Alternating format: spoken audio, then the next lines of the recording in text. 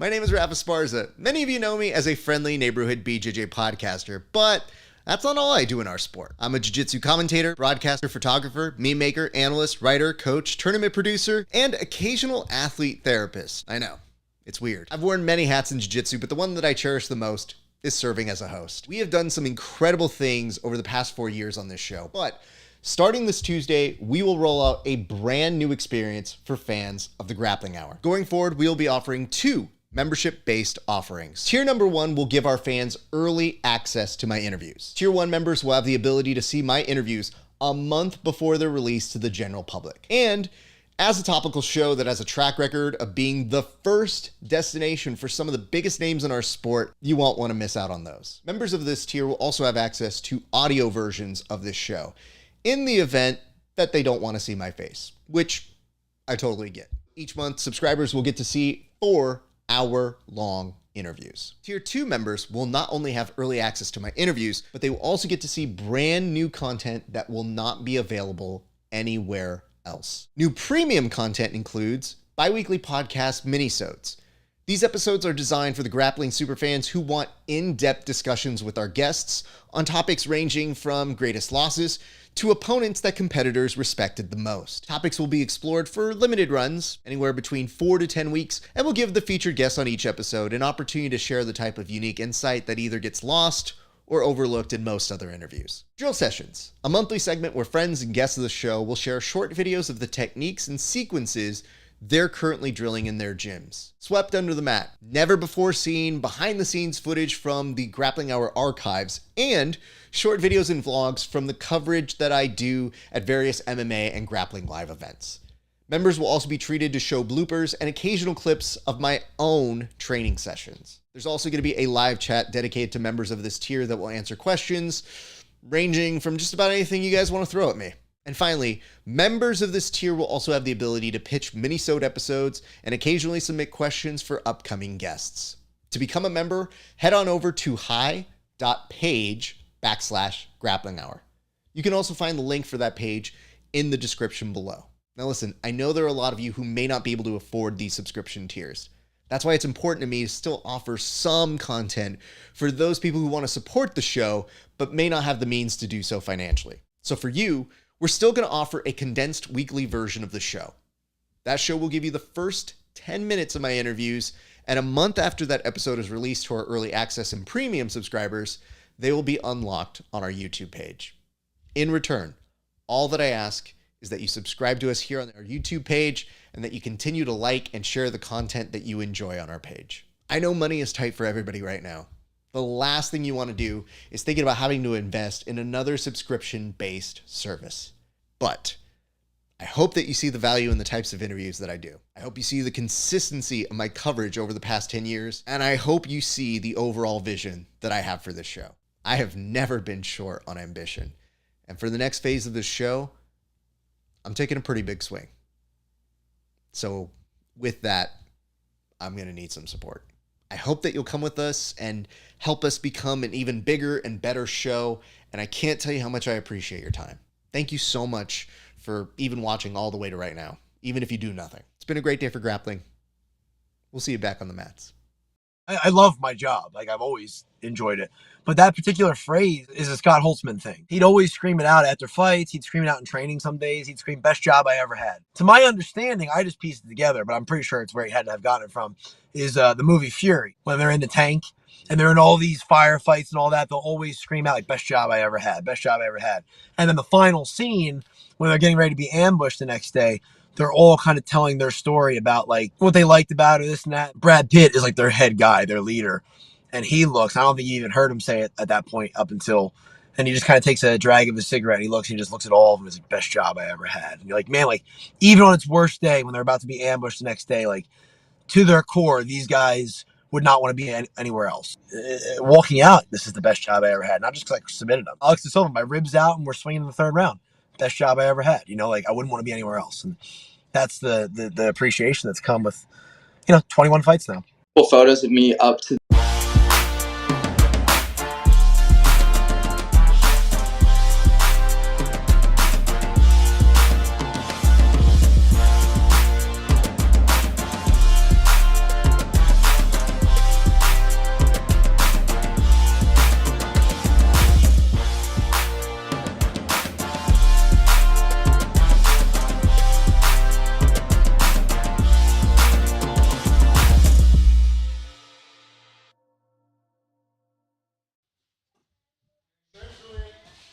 What is up, ladies and gents? It is your friendly neighborhood BJJ podcaster, Rafa Esparza, coming to you with another great installment of the Grappling Hour.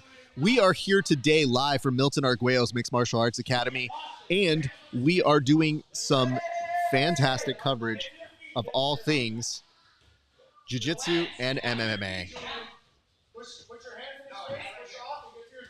It sounds like we're getting some echo on this. I'm not quite sure where we're getting the echo.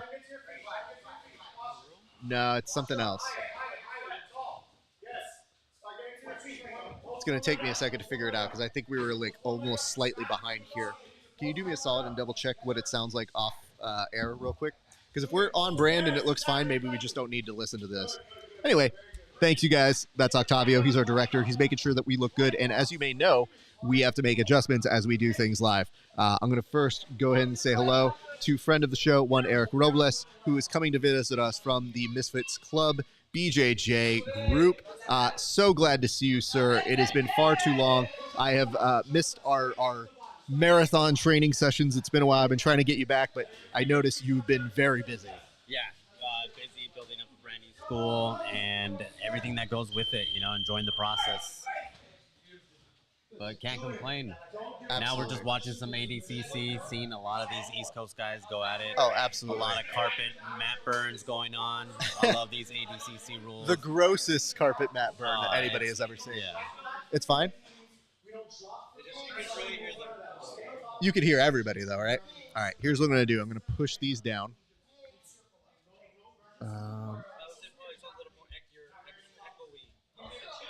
I think it's more the headphones than anything else. Is it time? Is my mouth moving at the same time that these are going?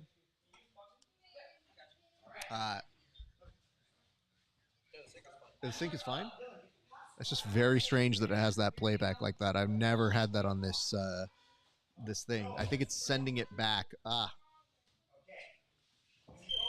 right, well, we're going to make the best of it, and I'm just going to have this structured off of my ears like this, and unfortunately, if you don't hear me, I'm just going to keep shouting out louder and louder. Okay, so, oh my goodness. I love the idea. I didn't know Carlito was coming to the ADCC trials over here. My man's coming in with a major throw on this side. And we're going to tell you guys, if you are just watching along, do us a solid. Why? Just enter the cage, dude. I like the fact that you can tell that we have very similar groups, because you can see the group that you have at your gym isn't that far off from ours, where a dude basically just climbed over a gym set up for a cage rather than just going around. What if that was like the real UFC though, right? Like every fighter had to complete an obstacle course in order to get into the octagon. I think we would see truly the best of the best if that was the case. That way you see the most healthiest. So as you guys may know, on this broadcast, we're able to go ahead and tell you who is coming in and who is beasting. And I'm going to give you guys a note right now. It does look like on mat number 7, we may not be at a submission, but we were definitely close to seeing it. So these are the first series of folks who are going up. There's going to be more and more throughout the day. So please keep your eyes on this broadcast. We have already finished the 77 and the 88. I'm sorry, the 66 and the 77 kg degrees. So you guys want to stay with us for those weight classes. I have to ask, we were talking a little bit about being a gym owner. Have you been able to get your own training in and properly? I would say yes and no. It's a mixture. Maybe not as hard as I would want to, right? Because in the back of your mind, you're thinking about, oh, wait, I still need to teach later on. Let me tap early, let me tap off, and rather than being aggressive and really going after it, you know? Have you felt that at that time you have taken it out on some of like the blue belts or somebody that just walks in, you're like, oh, you didn't know what you signed up for today, sir? No, I mean, the only ones that really like start to turn it up on a little bit are just like my 4-stripe white belts, just to let them know, like, maybe coach has been taking it easy on you and letting you play, and you're like almost there at that blue belt level where I'm just gonna not be as nice. I mean, that's the hardest part for them, I think, sometimes, is recognizing like, oh shit, yeah, this is gonna be for real. Especially when they didn't know it was gonna happen like that, where they just go like, oh shit, coach has been being far too nice with me this whole time.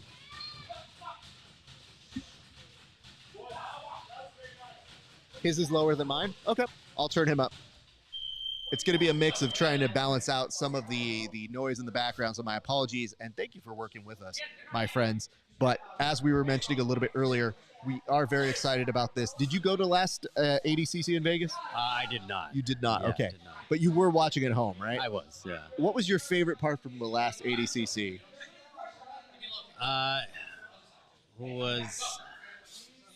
Let's see, I think it was just that one viral clip that went as they're like rolling off the mat, and the ref's like, let him go, and it almost looks like a street fight where I'm just like, yeah, you know, let's make jiu-jitsu violent again. Okay. We've had some people go off the mats, and it made me think and wonder, have you ever had a moment where you've gone off the mats, be it in competition or just in regular training, where you haven't stopped?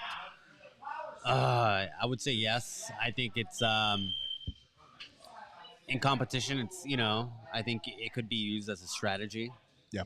You know, just trying to push people out, like little things like that. But yeah, during rolling, I have like elevated mats at my gym, so they're a little off. So it's like you have to step onto it.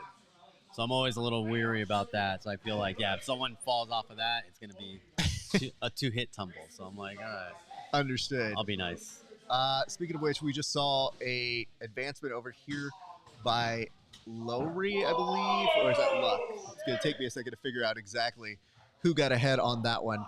But, all right. So if that's the case, and you've kind of had those moments, when that does happen, I recently... I'm sorry. Looks like we got carpet action going on. So they're just off on the mat on this? You're saying on mat number 8. So let's go ahead and give everybody an advisory on mat 8 right now. It does look like, yes, I think you are correct. It's just straight up carpet jiu-jitsu now. I love it. So we recently, I did a competition about 3 months ago where I ended up getting put through a table. It was right after the Jiu-Jitsu World League where somebody got powerbombed, and I was like, dude, I was right there, but I didn't see it. Oh, wow. I was too busy competing. I would have stopped my match to go count. Just to go in? I was like, it's a pro wrestling thing. I would have been like 100% in that. And speaking of which, mat number 1, I'm going to go ahead and put a caution on that one. It did look like there was a heel hook, and they are on the carpet. And I don't know if that dude's face is going to recover by platforming it off of that.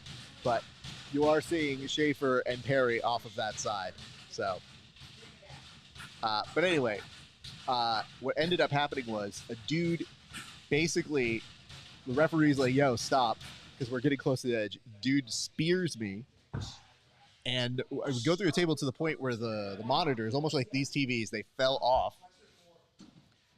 I like recognize it, and she goes, "Oh, do you want to keep going?" And I was like, "Yeah." Because what are we gonna do now? Yeah. Stop? Stop. Yeah. I was like, because you put me through a table, and then I was mad because I didn't actually go through a table. I just kind of like, bleh, you know. So I ended up doing the match. I won barely, and I got pissed because that dude didn't actually have footage of me getting put through the table, and instead cut it so that it made it seem like he got the takedown.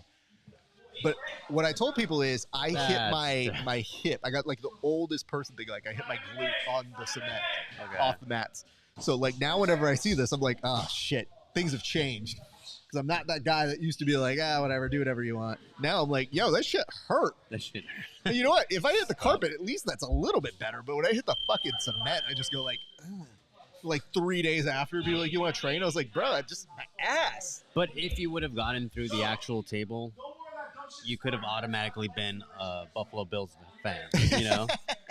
Every Sunday. Absolutely. Guaranteed. I was, again, cannot emphasize this enough, so pissed that I just didn't get the footage. And afterwards, to make the guy feel better, I went up to him and I was like, hey, man, you should at least put me through the table. And then in there, he like had this brag boast later in his Instagram. I was like, yo, I be putting people through tables. I'm salty they didn't have that clip. Lord. And he's like, yeah, they didn't have that clip. And I go, they didn't have it because you hit the fucking table. And you knocked off the camera. What do you expect, dude? All right, I'm going to come back. It is mat number 4. It looks like we have a... Oh, that dude was thinking about tapping. And then I saw the snap happen on mat 4. Oh. No bueno, no bueno. Octavio, we sounding okay on that? What's that? You can hear us? Does it? You guys watching? It is chaotic, right? All right, so I'm going to put them down a little bit, and then you tell me what level it comes through. I think you should be okay for right now. So... I did notice normally this does a certain kind of noise canceling, and for whatever reason, it is not. So that is why I'm kind of like, what the fuck is happening on this thing? Because otherwise, if I put this up, this is where the echo happens. It's when I have that up, which is a run back through, like a loop through of that. So whatever's happening, normally it doesn't do that.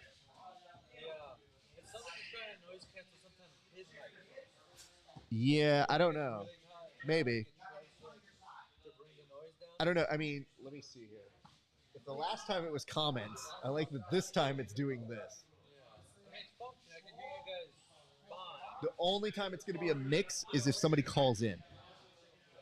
So I'm going to see if anybody put a comment in so that I can see if this has changed at all on the comment section. But appreciate you guys for working through us on this.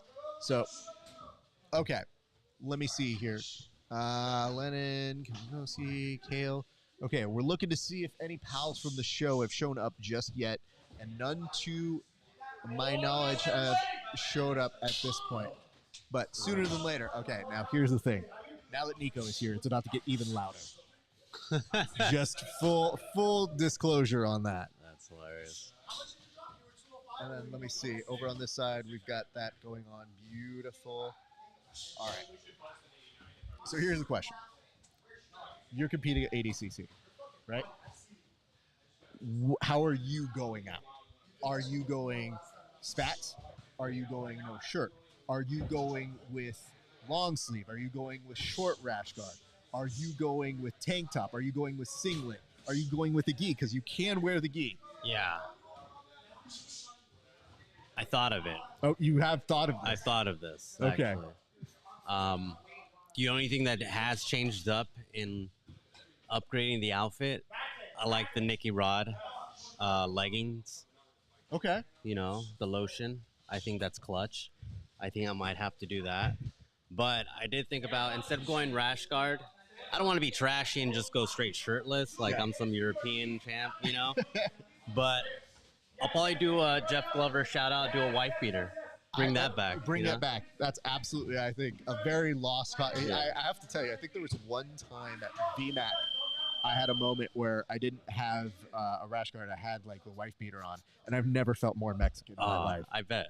I legit, and the thing is, I was like, do they hate this cotton on this? Like, it just, you know, it has a little ribbing on it. You go, dude, if I do anything, it's going to be the worst. Anything, yeah. And it kind of gets to that point where somebody's almost like, you know what, dude, don't wear that fucking thing.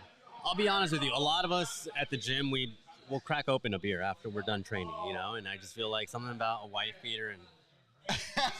Especially, no. But not just any wife beater, one that's like you've worked already, in, it's that you put in that the work. loose collar, like that loose, it drips down like some child was holding on to it. The sad part is like you're looking at like people who work in very, very tough industries who wear that and have earned it. Whereas you're like, yo, I beat up a blue belt, and it feels very good about myself, mijo. Yep. Okay. I'm glad. So when you say you've thought about this, did it change? Did you ever have a different version of this in your head? No, the only thing that changes is I just wish that ADCC had walkout songs. Okay. Well, let's talk that through. What's the walkout song? I mean, there's a mix. It's Raining Men. Okay. It's Raining Men. Let's see. Another one, Bites the Dust, Queen. Can't go wrong with some Freddie Mercury. Fair. And then the last and final one was definitely Thriller. And I would have to learn the Thriller dance and do it on my way down to the mat. It's tough, but I think you could do it. So I have a feel in my brain, which is Michael Jackson's Thriller is great. It's iconic. Smooth Criminal is better. Ooh. Here's why.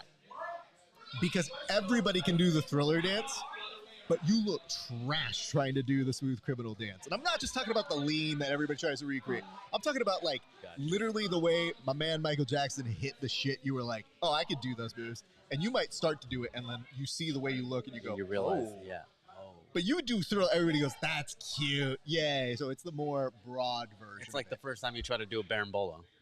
I mean, I'm still trying to do a Berimbolo, dude. I don't know how to tell you this. God bless if it's like that's how the meows do it, right? And, kind of. So, coming back to action here. If you guys are watching right now, go ahead and give us a like, a share, and a subscription. If you give us a subscribe, we will do a toast to you live on air. But I want to say this, which is that if you guys want to find out information about certain athletes, you can throw it at us. I can't promise you we'll have the answer. This is currently the negative 88 degrees. So, you know what? That's what we have to do. I think for tomorrow, we have to do a sign that says what the weight classes are. Because every time I say it, it's supposed to just be double the weight, but it doesn't work out as exactly double the weight. Gun to head right now. What's the weight limit for 88 kg in real people weight? See, okay. Octavio. Gun to head. 88 kg in pounds. In pounds. Yeah, do the conversion. I want to see if you can do it. 176. I'm trying to see if people understand because it's important. How many stones is that? How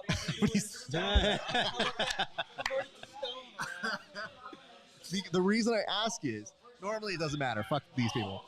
But the reason I ask is because if anybody's ever done the thought of, oh, what weight class would I be? I think this is supposed to be my weight class. And I think 99 kg is me going, oh, I'm very brave today. Like, ooh, I'm feeling very good about myself. When in actuality, I should never compete in that division. So I think it's very important. Like, I think you're the guy that has to make the effort to get down to the 66. I feel like you've got to do that. Like, even at to give myself a fighting chance. But you know what? If you look at 66 people, the way they move, yeah, you might get down the weight, Yeah. but then you don't move like those people, and it is fucking death. Yeah. So, okay. Just Sub spectrum BJJ says 193. 193 for 88 kg. Just says 193. I'm not sure that that's correct. I have a. Oh, you know what? I think. Hold on. I think 77 is 170, so it might be correct. All right, let's find out. I'm gonna look this up right now. They have sub and BJJ in their name, I believe. Oh, well, I mean it's Jordan. So Jordan Peitzman, I believe him. It's also fam. Did you just Google that? Let me see. 88 kg in pounds. I mean, really, it's not even like I disbelieve him. It's more I have to see it for my own. No, it's 194.0. 0.07. Don't tell me roughly. I needed a real number here, fam. All right, Perez, Rodriguez, McCabe, J. Rodriguez. Was that J-Rod? J-Rod was on mat number 4. He does get the win. So congratulations to J-Rod. J-Rod is going to go ahead and advance. And again, if you guys are looking for folks, let us know. We're going to do the best that we can to keep you updated on all the individuals who are competing. But thank you, Jordan, for chiming in on that one. And again, we will let you guys know as things become more available. J-Rod has to be a pretty big favor here. I feel like he's got to be somebody that people are going to have eyes on. Even if, the thing is, he's relatively less experienced than most people, but he makes up for it in different ways. I feel like my boy goes through the fire every day, man. If you think about his training partners, getting beat up by his older brother. By Craig. That's... You'll become resourceful if you roll with Craig, no matter who you are. Oh, let me just say this. So Subspectrum here did point these comments out, and I want to see if they show up. They probably don't still, but in the event they do. No, fuck it. Okay. He said 145, 169, 193, and 217, and then beyond. Because I don't think you can call those people fat. You could just say and beyond. Okay, great. Well, congratulations on over that way. More folks are going to be coming up. You've got Crisp over on mat number 4. So just so you know, in case it hasn't become clear, 1, 2, 3, 4, 5, 6, 7, 8. Gotcha. So it takes a little bit of a zigzag. So that's why I'm sure if you've been looking at it, you're like, what the fuck is Raph talking about? Okay, I'll tell you what I was looking at. When I was doing it, I was looking at if I'm going out with the theme song. A long time ago, like I want to say when I was in college, it was Eminem's Till I Collapse. Now too many people walk out to it. Okay. Then you know it was, about the Eminem curse, though, right? What is that? Every UFC fighter that comes out with an Eminem song takes Seriously? an L, bro. Oh no! Apparently, they really did lose. yeah. There's like a Themselves. curse. There's like a curse. Yeah. Damn. Okay, good to know. All right, on my side, the other one was I loved Johnny Cash. God'll Cut You Down. I think that's a fucking money song.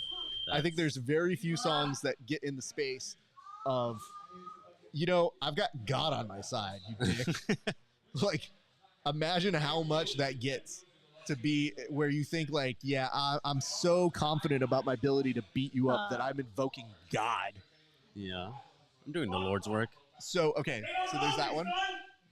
And then, Who is he? oh, Jesus. I think he does. But the other one is, are you familiar with, you went Queen one way. Yeah. The Queen version I do is Princess of the Universe. Ooh. Because I want that. Oh. And then like just drums, and then I let it milk, and then I walk out. I walk out like a smug piece of shit, and then I don't fight anybody because I think that would be my undoing. Like I want to do the best entrance, like full of choreography, make it to the ring, and just go like, that's it. That's it. I was just here for that, bro. Tap. No, I don't even need a tap. Just, I'm good. Good.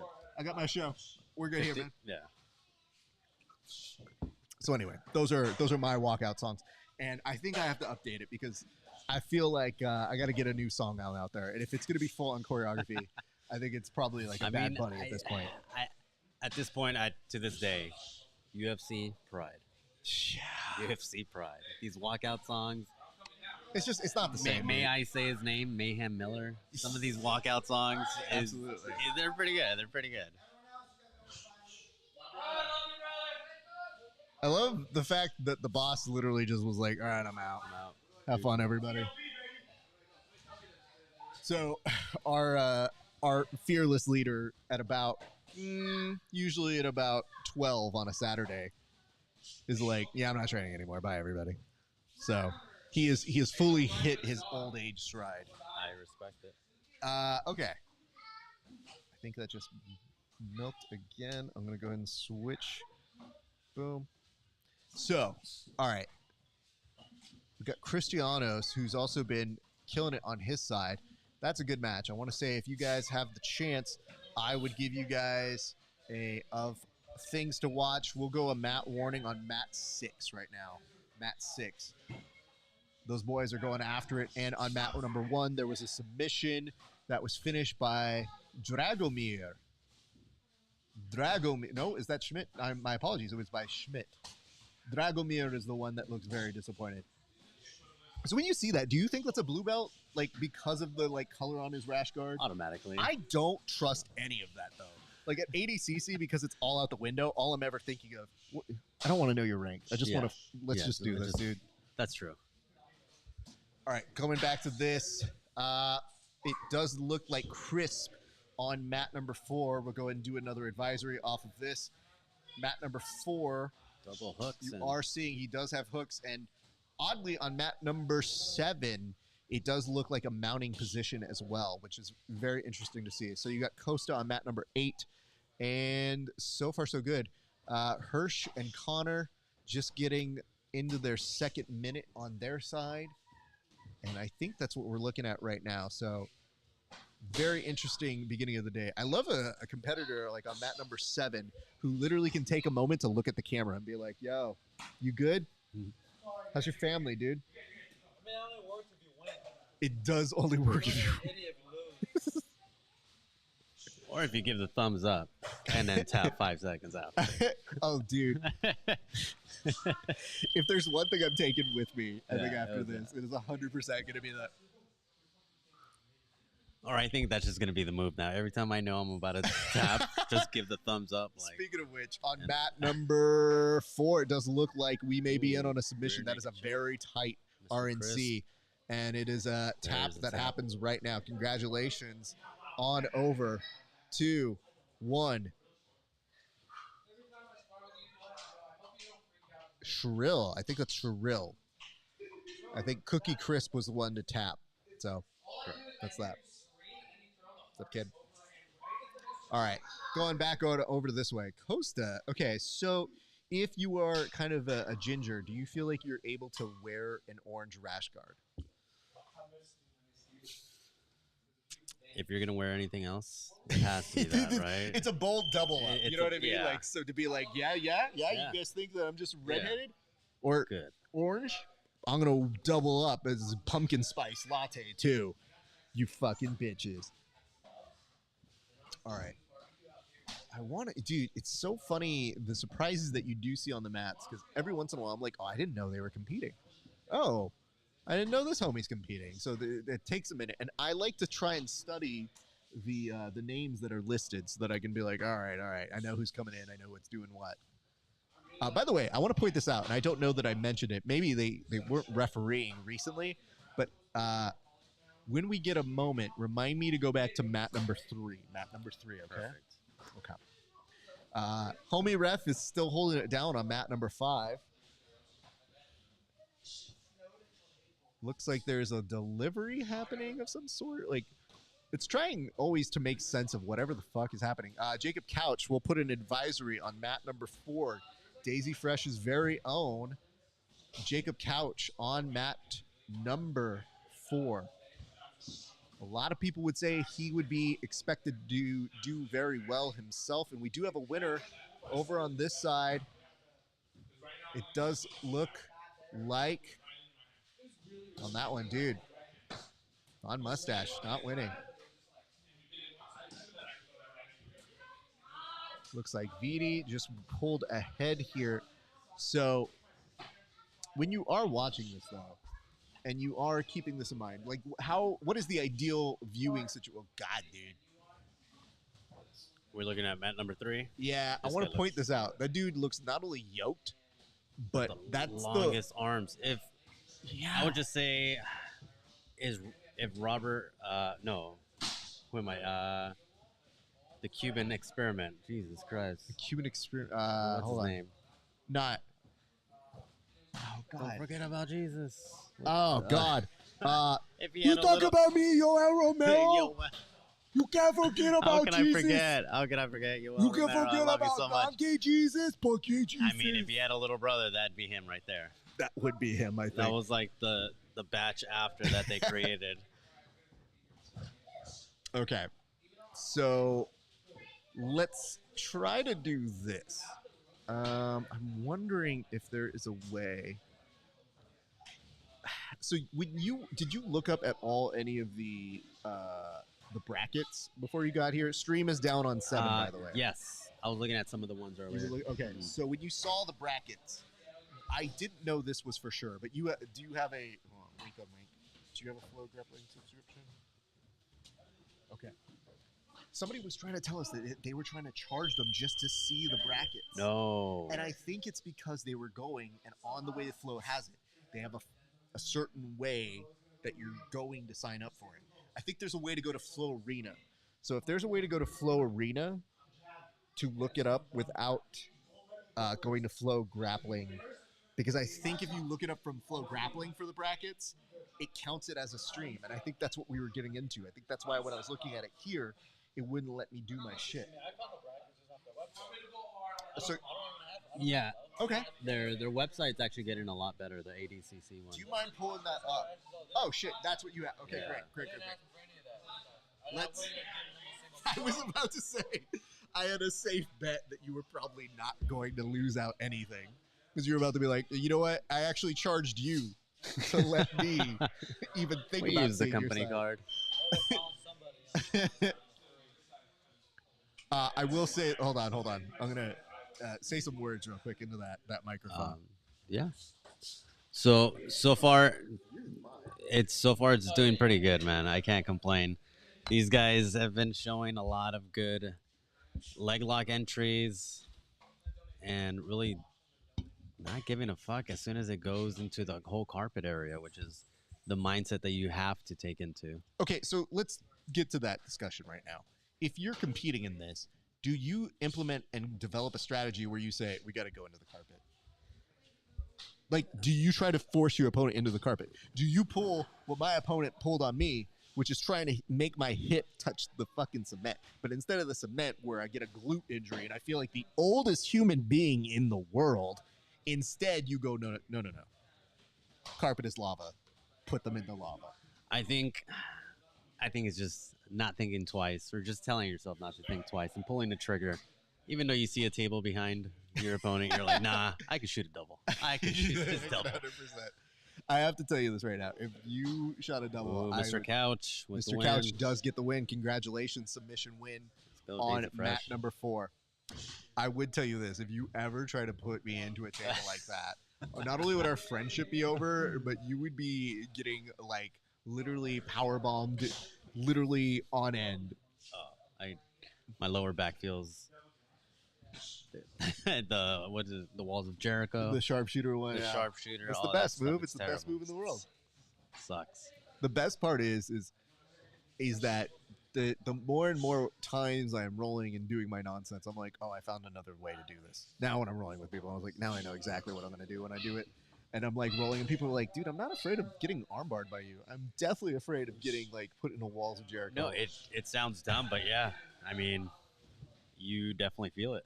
It sucks. You definitely feel it. The only thing that I will tell people is whenever people complain because they're like, oh man, that submission hurts, and I'm like, it's a submission. That's the point of it, dude. It's based off of a real thing.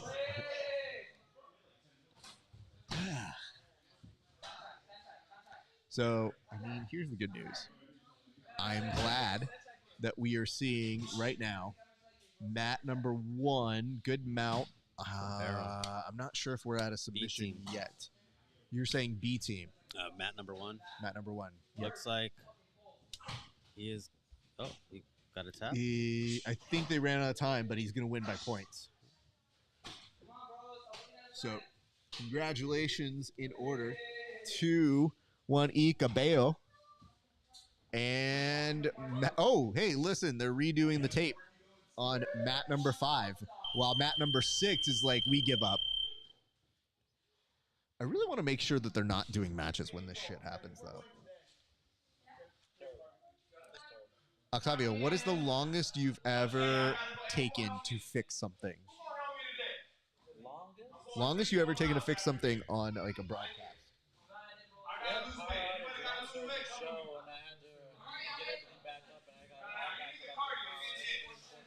4 minutes. God damn, dude. I'm legit impressed by that number. I want to give a shout out. Barbosa. Barbosa is on mat number 4. Friend of the show. Happy to see him out there getting after it. He's been recently been training with B Team as well. And I think he actually teaches on some occasions. I'm not sure of which. Let's see. I'm looking over. That gentleman looks familiar. Again, it takes a second. I find that the older I am getting now, it is taking a minute to be like, which child is this? Who has frosted tips? Who's doing this? I will say, you're pretty good with names. I'm all right. Pretty good with names. I'm all right. It is, like I said, it helps when they've been on the show. True. Because then you could be like, oh, we know that guy. It's always like their friend's friend that I go, I've seen that dude in an Instagram. He was very cool. Homeboy definitely did try for a drop back heel hook on that one. So this is interesting because the way that they spread them out, I do wonder, Barbosa just got a tap. Congratulations to him. Nice. So that's the other thing that I have to say is, how much do you think when you make the decision between shirt and no shirt, the time goes into the amount that you figure out the tattoo situation? Because I feel like a lot of these guys probably don't want to do it, but they're also like, hey, I got a butterfly and I really want you guys to see it. Did you guys like my Did you notice I got a butterfly on my back? These tramp stamps. It's dude, and it's so funny because there was one person who I was like, oh, did you get a tattoo? Blah, blah, blah. Let me see it. They're like, oh my God. Stop. And I go, where the fuck did you get the tattoo then? They look like they're all put on. They're like, dude, everybody always asks to see it. You go, Stop. It's the point of the tattoo. Like, why would you do it? It means something to me. And I'm like, well, then write it in a journal or something. You actually put it on your fucking thing. Can you just hide it like your trauma? Just hide it. Yeah. That's not fair. You got to put it out there. I want to point this out, and I don't know that this is necessarily a thing that means that they are down. But you may notice that mat 5 has no more matches going up, as does mat just 2 and 3. Looks like mat number. So we may be closer. We may be closer. Maybe we're done on. Not done. Let's never say that. God damn it, Raph. Never say that. Let's just say we may be closing out one of these. So if that's the case, definitely very excited and ecstatic. So very interesting work to find that way. Okay. So mat number 3. Mat number 3. I think I've seen both of these gents compete as well.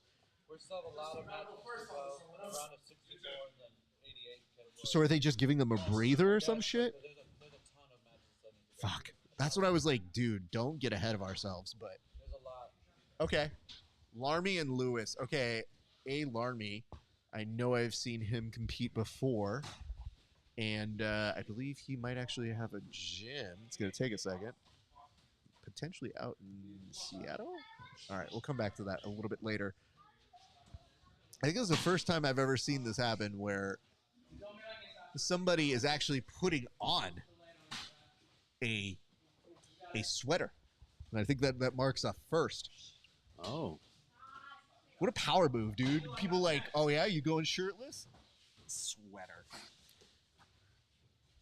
I think they're doing it just to stay warm. Okay, I was gonna say, but there is a I'm thinking jiu-jitsu strategies, like can you pull the hood over, pull the strings? You know what? That's the weird part about you can compete in the gi, but you cannot grab and use it.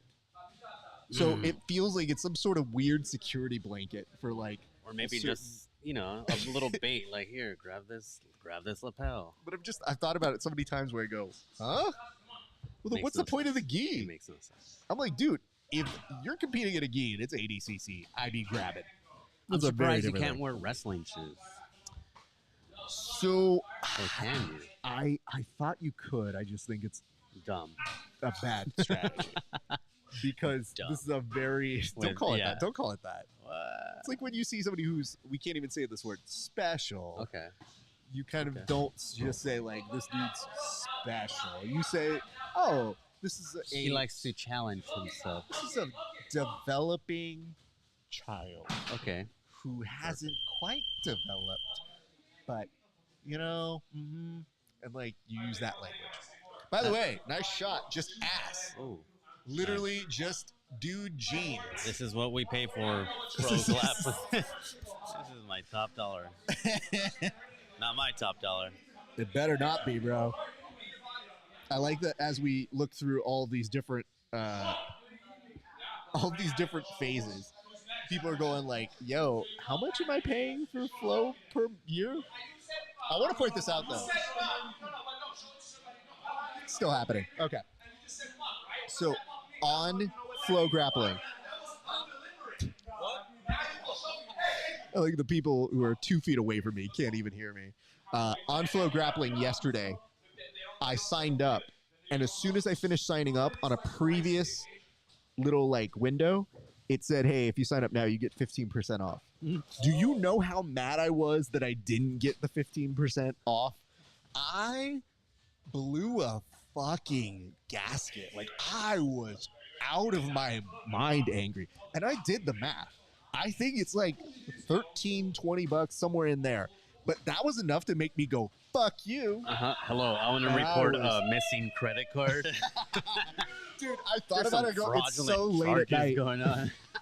It was so late at night, I couldn't even raise like an actual stink about it. I was just kind of like, who do I need to call? Just take the L. Just take the L. I had to take the L. I was so fucking mad, though.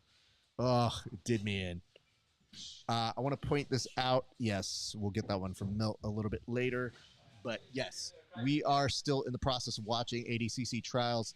I don't know that we have an advisory just yet, but I will tell you this. If that is what I think it is, it could be on mat number... No, it's not that guy. That's a very American rash guard versus a very 10th planet rash guard. It'll take me a second to figure out what it is. They must have stopped 6 to 3 tapes like they're doing on 5. Yeah. The reason why they haven't put matches on. Possible. Or their camera might have gone down. Blow anything can happen. Anything in the worst way can happen. It's the dumbest shit sometimes. Okay. Ooh, we do have an advisory. That's a very solid arm lock that was happening. I don't think it's going to finish, but it was a very good... Ooh. Nope, he pulls it out. All right, Melton, Larmy, it was there. I'm going to go over this way. Okay. Good. Let's now take a moment to point out 2 things. Still no movement on 5 and 6. 5 and 6. All right. I'm going to point this out at this point. If you guys hear cat sounds, there are no actual cats in here. Though there was a dog in here earlier, so I could understand how that might get confusing to some. I will put an advisory on mat number 1. Mat number 1, there is a mount with the potential for a head and arm choke. It may not get there, but at least you guys have eyes on it. Jensen, Lewis, okay. So yeah, maybe they are spacing them out a little bit more still because they were like, we put so many of them back to back to back to back that you can't have somebody come up that quickly if they just had their match. Yeah, but then just go to the next match. There's a ton of guys. There's like a ton of people left. You gotta just go through them. We're gonna go advisory on mat number 4. Advisory on mat number 4. He has to be very careful about losing this back control, as you will see Melton fighting it out, but he gets ducked out. Very nice work here. So actually, Melton now on top with a leg still in there, and it says Vatos Primos. Octavio. Vatos Primos. Is that guy's name? I mean, would any significance toward that? I mean, individually, sure. But together, it doesn't sound as cool. I'm sorry. I had to look at you to be like, hey man, this is. It's almost a little redundant, you know? That's what I'm thinking. But you know what it is? It sounds like somebody. I don't want to say a certain ethnicity or race, but let's just say maybe it's white people, and they're just like, yo, these two things, let's put them together. Sounds cool. So, all right. That's what's happening there. I was right to at least be looking at mat number 1, but it will not finish. It will stay in that mounted position, and they will survive the time on both sides. So just so people are aware, that will expire at a time. Meanwhile, Rocha on mat number 2, and Asaladi is going. heel. There is a knee bar. Deep Woo! Let's go ahead and say mat number 2. That deep heel. Ooh. Mat number 2 is a shootout right now. And I want to say I think I know who's winning, but I'm not exactly sure. Meanwhile, mat number 4, there is a back take over there. Oh, mat number 2 switched it up to a knee bar. And he's using the power of Grayskull to try and make it work, and sitting into it, it's just not happening. Roach's leg not bending at all. So somebody had asked if we saw Oliver Taza go up. Is he even competing in this one? Like, I thought he was. Oliver Taza? Thank you for investigating this one, sir. Yeah. I thought Taza was a 77er, but maybe, I don't even know, dude. At this point, everybody's a certain weight class that I can't keep together. Like, everybody just, you know what? Okay, so let me ask you this, instructor, owner. Yes. Somebody walks into a room. Are you sizing up their weight already? 1,000%. Okay. 1,000. 1,000. Now, most people say they size it up to fight. I think that's inherent for all of us. Everyone. I like to come up with my Batman contingency for almost every person I meet. Okay. Just because that's I'm a like, beautiful way of saying it. Okay. Listen, I'm not saying I'm going to beat you up. I'm just saying if you move, I have a file for it. I have a file. I have a file. I have my contingency. Yeah. I am Batman. I am not a metahuman. I am the most average jiu-jitsu player. Yeah. But I feel if I know your weakness, I can maximize that. Having said that, I feel like we all do that. So there you go. The one thing I don't know that we all do, or at least admit to doing, is the minute I see somebody, is I go 175. Nice. 192 normally. Today, 198. Okay. And I can kind of go in that range where I'm like, I think this dude ate a good weekend. He went out, partied a couple days. After he trains 195 today. So do you do that at all? Because you have different, every size, shape, hobbyist, athlete at your gym. I just wonder if that happens on the inside brain.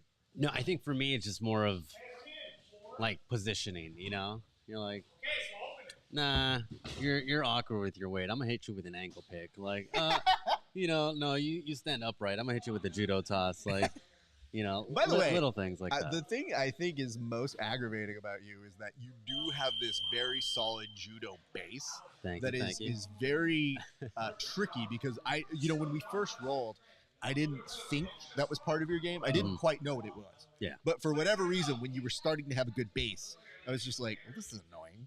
Why does he go to turtle? Well, and then I started thinking about this. I was just like, all right, I got to figure this out. And then, I think that translates into other things. So I think it's you've put a little bit of it into your wrestling. You've been able to do that. So you've been somebody who, when I train with, you like to go, like you're willing to go in multiple places. If I stand up, you'll stand up with me. Yeah. If I pull, you're like, cool, I'll pass. I mean, I think that's something that the Americanized version of jiu-jitsu has kind of watered down a little bit. You know, everyone starts in knees. Everyone has to be safe. And it's just because you think, as an owner, I want everyone to keep showing up. I don't want no injuries. I want this cash flow to keep going. But realistically, I feel like you gotta learn jiu-jitsu for what it is. And like, if you have to do jiu-jitsu in the streets, you're not gonna start from your knees.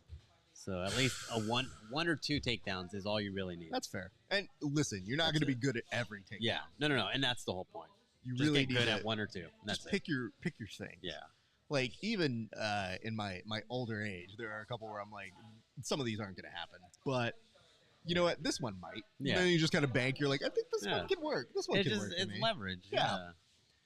All right. So we have another. So Match here's the number two. thing. Just from the aesthetic look, the shorts and the spats. You know what it looks like? It looks like you're about to go do the best ballet lesson you've ever had in your life.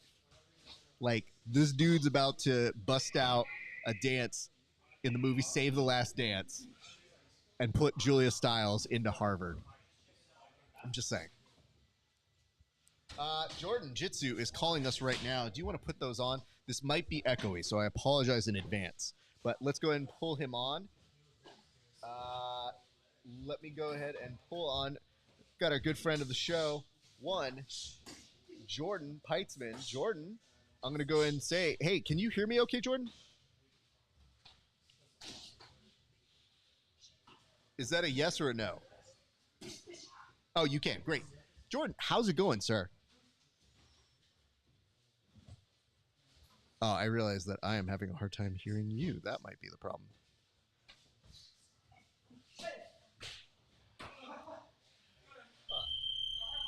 Give me 1 second here, sir. I'm going to go ahead and try and fix this on out. This might actually take me just a split second to figure this out. And then once I have it all figured out, we should be good. All right, Jordan, can you hear me? Yeah. For whatever reason, it is sending my audio signal back to me twice. Give me 1 second. I'm going to hang up with you, and then we're going to try this call again real quick, sir. Cool. Thank you, sir. All right. Jordan is going to try calling us back in a few minutes. In the meantime, I'm going to have you go ahead. Do you mind hanging out and talking to the folks right here? For sure. Thank you, sir. All right. And then just let them know what you're seeing over on your side of the world. So far we got, we're going to have to say mat number 7. Working for a takedown at the moment. He's up by 3 points. So you were hearing yourself back and forth. I'm hearing myself, and I'm not even hearing him. Okay, yeah. And the last person we I will say, I feel like we're going to see a last person a lot more people that do we were doing it fine with what's his face. collegiate wrestling, high school wrestling. Ooh, beautiful. Beautiful suplex. But yeah, I feel like more people are going to be transitioning. Set it back to the roadcaster to make it work that way. But The way that for whatever the reason, story's it's going. fucking. I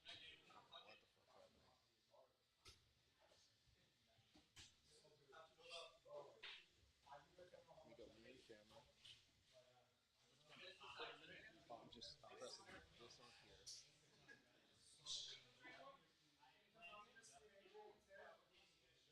Shout out to person on mat number 6 for wearing a Bulls jersey.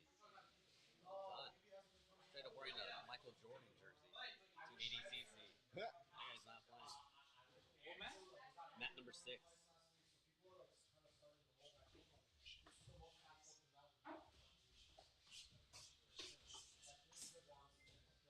Hitting with fouls.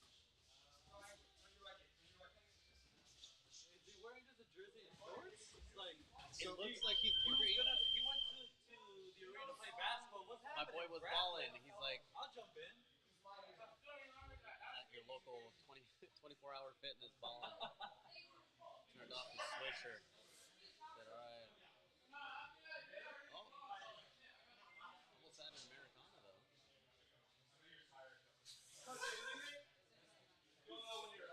Excitement for him. This is used his forehead to pin down that. Looks like they're retaping mat number 8. Bye, you guys. Have a wonderful weekend. How do they need to retake the mats? I will say they will have to probably change mat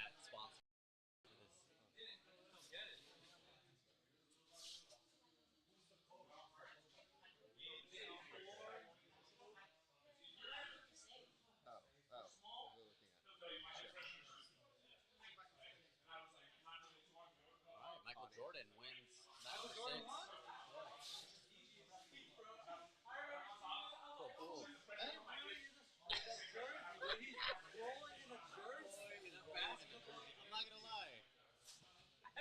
I hope this trend continues. Basketball jersey. Just saying. Let's see it all. I want to see a baseball jersey next, a hockey one. I want to see a hockey. Super baggy. Yeah. You can use it as a key. I would. Yeah. I would just put the sleeves over my mouth and nose. Material. Okay. Change anything. Sorry, dude.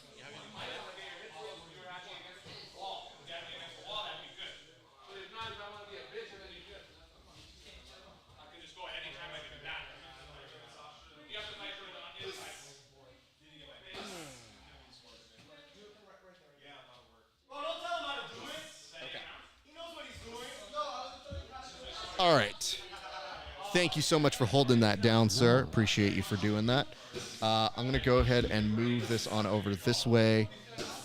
And I don't know if that's going to happen, but I just at him and said if he wants to try again.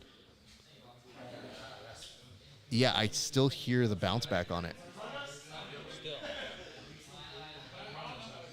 I honestly think what I have to do. If I do it like Nice this, rear naked choke finish on mat number 7. if I do it like this, I think that's the way done. it gets around it. So what it's doing is on the output, it's taking it to here as opposed to looping it back to me. See, But the advisory problem on is I mat don't number know if 5. he calls back how that works. Trying to knee slice, but that We'll leg is take getting it when we caught. get Ooh, there. beautiful Ashi entry. Trying to go for that heel. Oh, Dory. Looks Dory is on mat number 4. Let's give a shout out, Dory. Advisory, Dory, mat 4. Dory's a beast, but he is underneath. He's under pressure right now. That is a rough spot to be in, but I have seen him persevere and get through worse.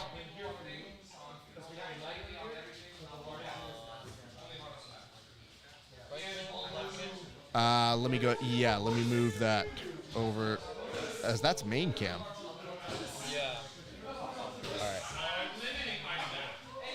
All right, let's see if that works. Assign, and let's see if that works. Jordan, can I hear you? Oh, all right, let's try this again. Jordan? Anything on Jordan's side? Yeah, I can hear you off of these speakers, so I'm just going to talk to you like this. And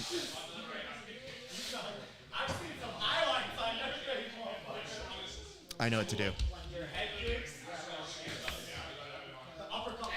Let's see if this works. All right. Jordan, thank you so much for rolling with the punches. I hope you're doing all right. How you doing, buddy?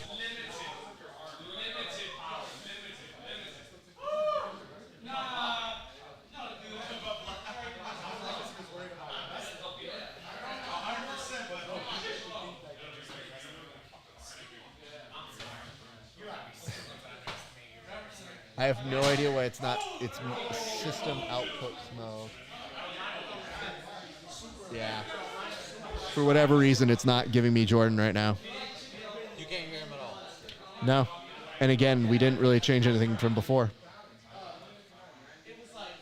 We're not getting any level through Skype. Yeah, I mean, I don't see him. Jordan, do you mind saying something real quick? Yeah, it's not peeking in. It's not even doing that. All I hear is the loop back of myself.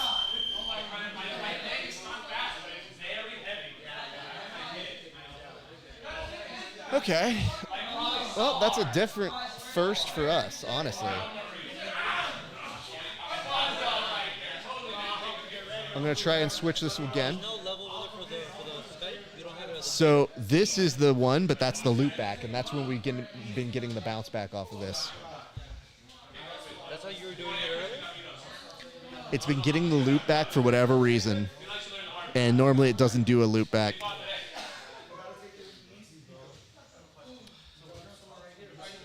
It'd be a different thing if we didn't have it as an issue the previous one. Yeah, you didn't change any settings. I don't think so. I was pretty sure we kept it pretty as was. So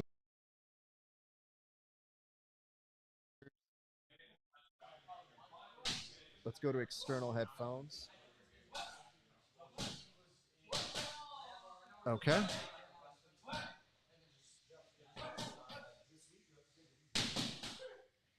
I'm going to try this again. Jordan?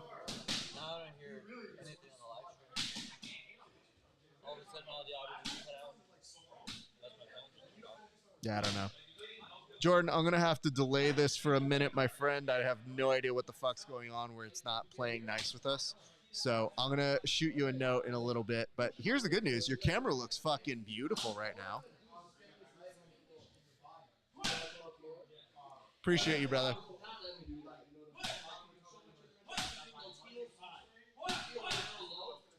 All right. That's going to make me very angry today.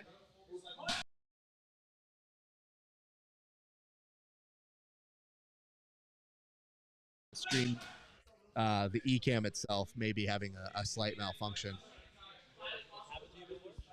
Sometimes, I don't know that it's happened to me before, but I do know that sometimes it has like a whatchamacallit.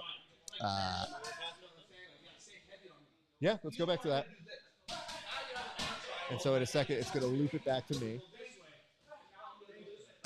And once that happens, I'll see if I hear myself shortly. Yep. Now the real test is if I hear myself in an echo. So when you close this out, we'll know for sure. And it's back. The echoes came back. Yeah.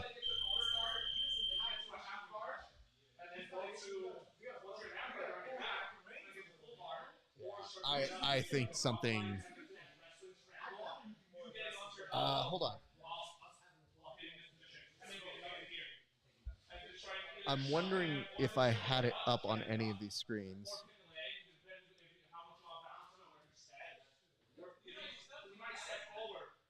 Test, test. Okay, that's part one.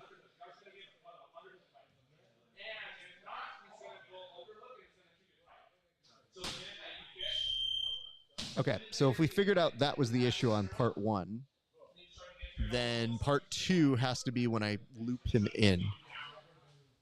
Okay. I'm going to give you the link. No, I think that cured the echo.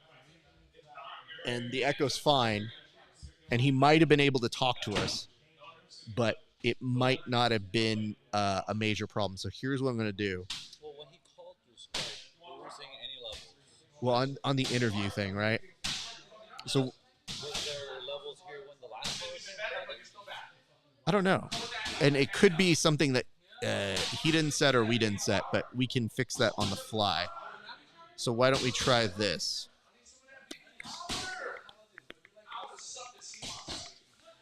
I'm going to add...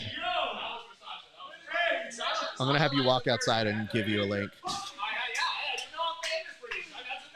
Jesus fucking Christ.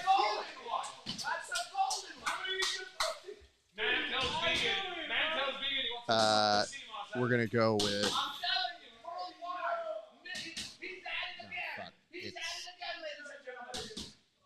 Who is it? It's Bobby. If you want to head outside and just test that real quick. So when you press...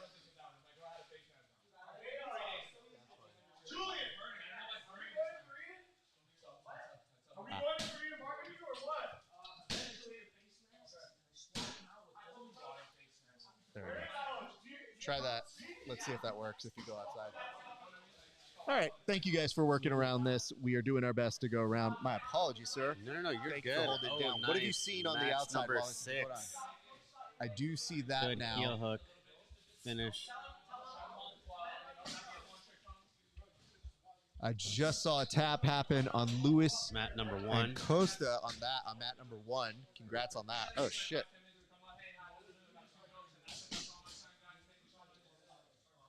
All right. So I'm going to come back over here on the main broadcast to see if any of that is happening.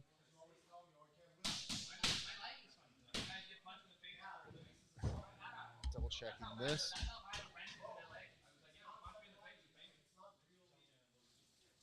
Hey, Octavia, how are you doing?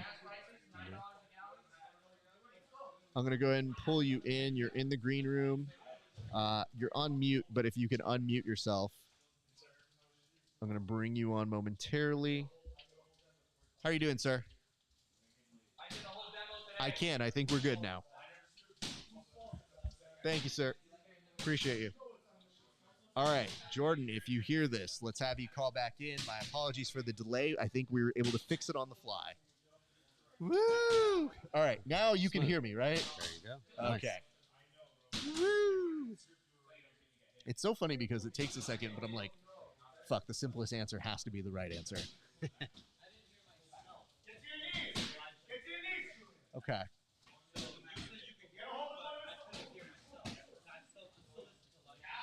But you could hear us.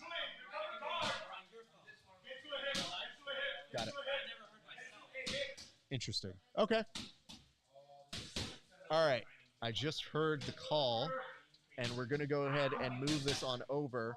I'm going to say a few words, and I guess the first thing I'm going to do is apologize to friend of the show, longtime friend, Jordan Peitzman, because guess what, guys? It's been far too long since I've seen him, and never have I had the disrespect of having this many audio problems when he is called on a show. And I feel like, you know what? I would do this to other lesser guests, but not to Jordan. Not to this guy. Jordan, how you doing, sir? I'm much better now that I hear your voice. It took a minute, but we are there, sir. So talk to me. What has been Thank you. I am too, honestly, because otherwise I would have blown another gasket. But I want to know, what have we been missing here? Because it looks like shit has been going on deeply in this 88 kg.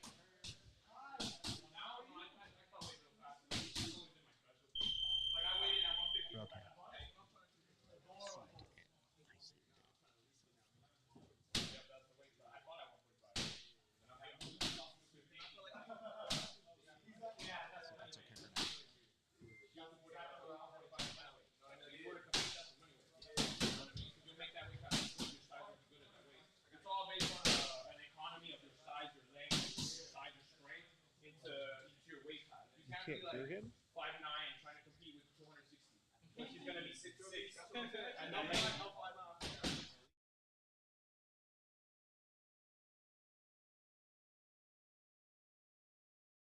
I think you're right. I mean, bar none, I don't know that we want to go to 3 days of this, but something is very strange about that.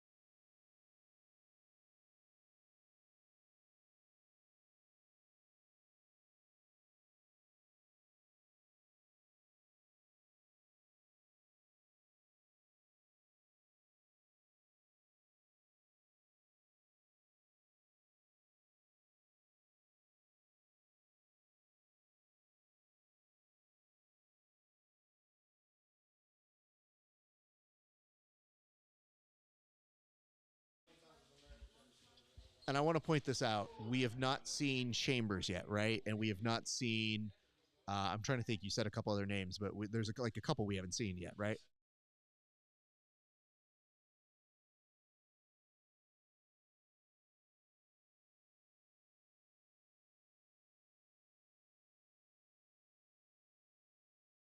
Very nice, very nice. Okay, so what do you anticipate? And by the way, I want to give a shout out to friend of the show, David Garmo. David Garmo is going up right now. But what do you anticipate seeing from this division as the day goes on?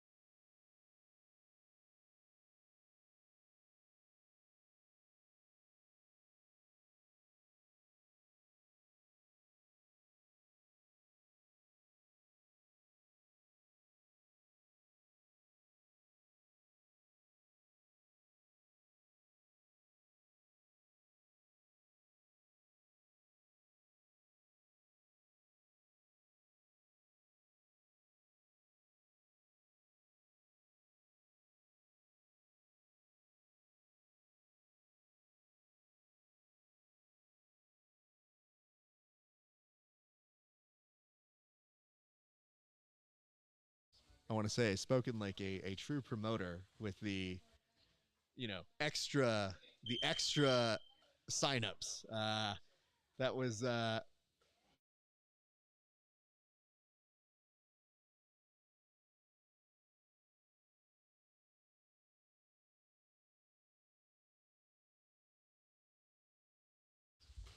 that's fair. I mean, it is always a surprise, though. I mean, there is always somebody that kind of comes out of nowhere that kind of like blindsides us. But so far, I think we've been able to guess who some of the main people are. Okay, why don't we do this? Why don't we take a quick break with you? Have you come back on a little bit later? Hopefully, when you call back in, we're all good still, and I don't have to send out somebody to come fix my audio. Fortunately, we have the best tech assistants here money can buy. But I appreciate you, sir, and I want to let you know. Oh, yep, I see that. I see that happening. It's okay. You get a still photo of me happening. The good news is I'm going to appear back on momentarily. But in the meantime, Jordan, I just want to say thank you so much. Do me a solid. Catch some other matches and then shoot us a call if you see anything out of the ordinary and let us know if you want to clue us in on some stuff. I'm going to get him down on the third. And then, great. Thank you, brother. I appreciate you. All right. Jordan Peitzman coming in, clutch, helping us right now. And just to let you know, we're going to be setting this up now so that we can bring in a third individual onto the show. Oh, you're going to? Oh, well, then you're going to head out. We'll be swapping. Well, then let me do this. Let me go ahead and say goodbye to you guys for a split second. Why don't we do this? I'm going to put on a quick little advertisement, a little commercial. And in that time, I'm going to say goodbye to a friend. And maybe we'll have some new friends joining on in just a second. So don't go anywhere. We'll be right back.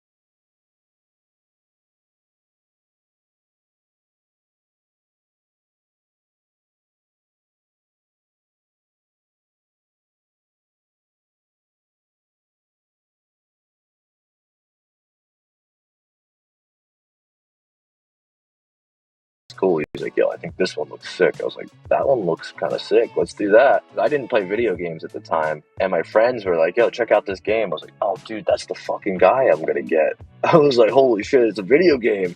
So then I watched them play it. And I was like, damn, this is a super sick game. There was a high risk of that video game not being good. I'm happy the video game's pretty sick because if the video game sucks, then it's going to be weird to explain this. putting milk into coffee and anything really putting into coffee should be some kind of crime that should be prosecuted by an international tribunal of some kind. It's just weird to me that someone in like the highlands of some exotic country will toil away and produce this cherry that then gets roasted through a specific process, flown all the way over here, and produced for you, and then you put some like cow's milk in it. It just doesn't make sense, honestly. All right. I mean, this was a good reaction to that guard here. I mean, I don't know what's wrong with your left knee, why it's not coming to his hip there. You probably don't want to pin him properly. I don't know that you caught this last part. I am happy. That's great. Yeah. But then I immediately go into like, hey, bud, here you go. And he goes to just take the anklet off. Next time somebody does that, here's what I'm going to do. I'm going to just...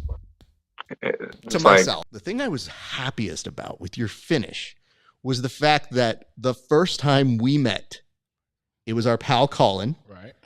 And he's like, he came up to me. You didn't ask me this, but he's like, hey man, my buddy Brady's coming. Do you mind showing him some leg lock stuff? And when somebody says that to me, I was like, I don't know if you know more than me or less than me, but I'll start with this. And you were so nice and it was so good. And I just fast forward now all this time later to seeing you get a heel hook finish that is now being featured on Leg Locker and all these different sites. I was so happy for you and proud. And I just thought to myself, like, holy shit, look how far you've come. That's a thing that's happening. Yeah, you know what's funny? After all these years of training in the leg lock game, that was actually my first leg lock submission in any type of competition, grappling, jiu-jitsu, MMA. And so, yeah, all that hard work on the leg lock game paid off. Well, so here's where I have to be totally forthcoming. A lot of my leg lock game came from John Evans, who now is somebody you work with a lot. Yes. So you're not only getting what I was regurgitating from him, but you're getting it in spades now. I don't need it from you anymore. I get it straight from the source. Shout out John Evans, man.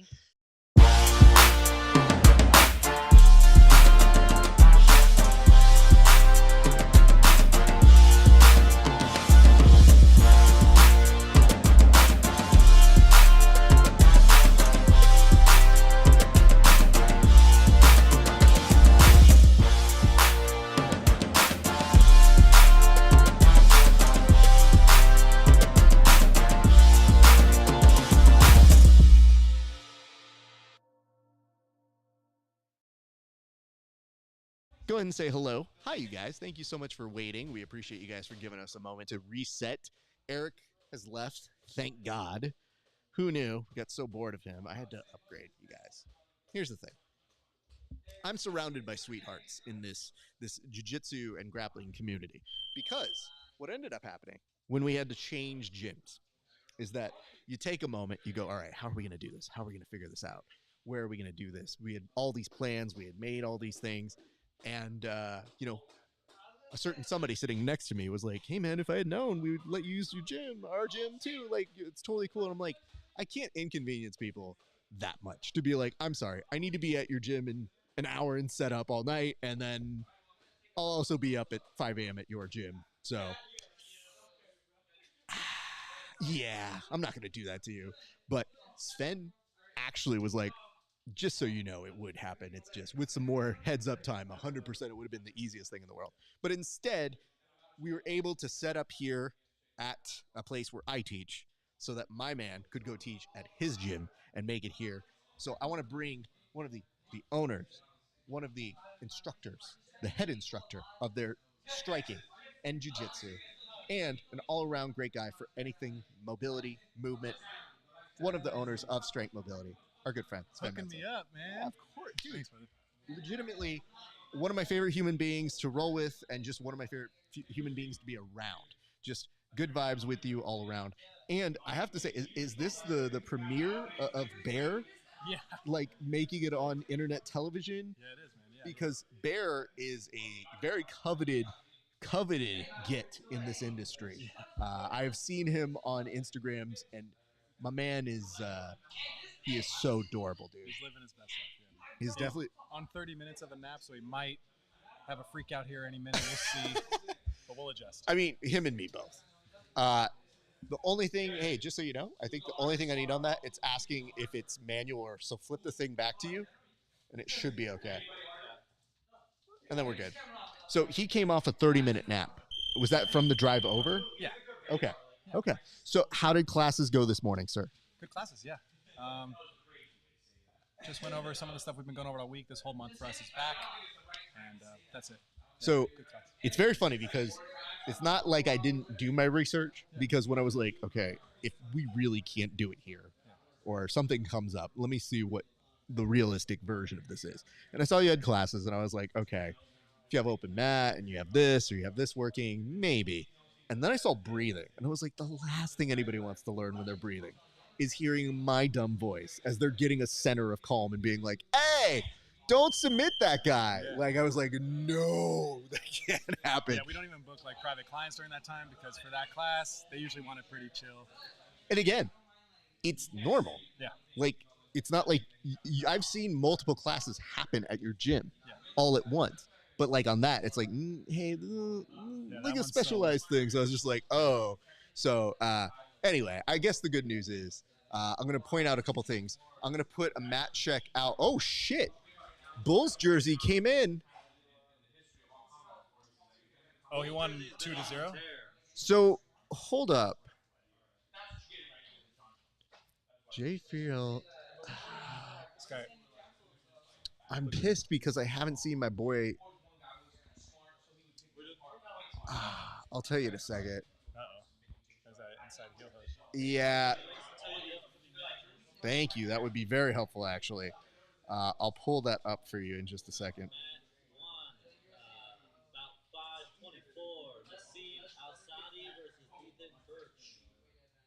There we go. Followed by Robert Flowerny versus Henry Zachary.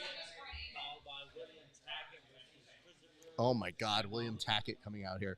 So, hold on. Yes, let me give you a little preview. William Tackett, monster of a human being. You would love this kid. So what I'm excited about now is, whenever we watch fights, there are some people that you obviously are like, oh, Bobby Knuckles, I know him, or this person. I don't know that everybody knows all these guys, and because you may not see every single event, I'm excited to tell you about a few of the homies that we have that I'm like, oh, Sven would love this. Oh, Sven would love this person too. I need some background a little bit. I don't get as much watching of grappling as I do doing grappling. That's the weird part. It's so true because my man is so busy teaching grappling, but it's like he's going, dude, I don't got time. I got a kid now. Half of my time's gobbled up by running a gym as well. So. I want to roll. Yeah, I want to roll too. Before we go any further, I want to say I'm very happy to hear that you're getting some help on the teaching. Let's go, man. Dude, Alex is teaching now, and you know what? I think it's good. If he's already shot up with the work he's done with you, I think him teaching now is going to shoot him up even more. For sure, man. Because he's going to make sure he knows the material so much deeper, And it's just also connecting with the people. Like, as you're explaining it, you get a deeper, enriched version of it yourself. Yep. And I feel like that's where some of the level up happens. So for him, I'm kind of like, oh, yeah, it's time. Like, he's already gotten to a good place. Yeah. This takes him to that next level. Octavio, what did we have on that side? What were you saying? Some of the other matches. And you can give me highlights if you have them. Micah Brakefield. All good. You can read them out to me, and I will tell you yes or no. Okay, so match 2, we have Micah Brakefield, who's awesome. Followed by Caleb versus Richard. Okay, we're going to have to keep an eye out for that one for sure.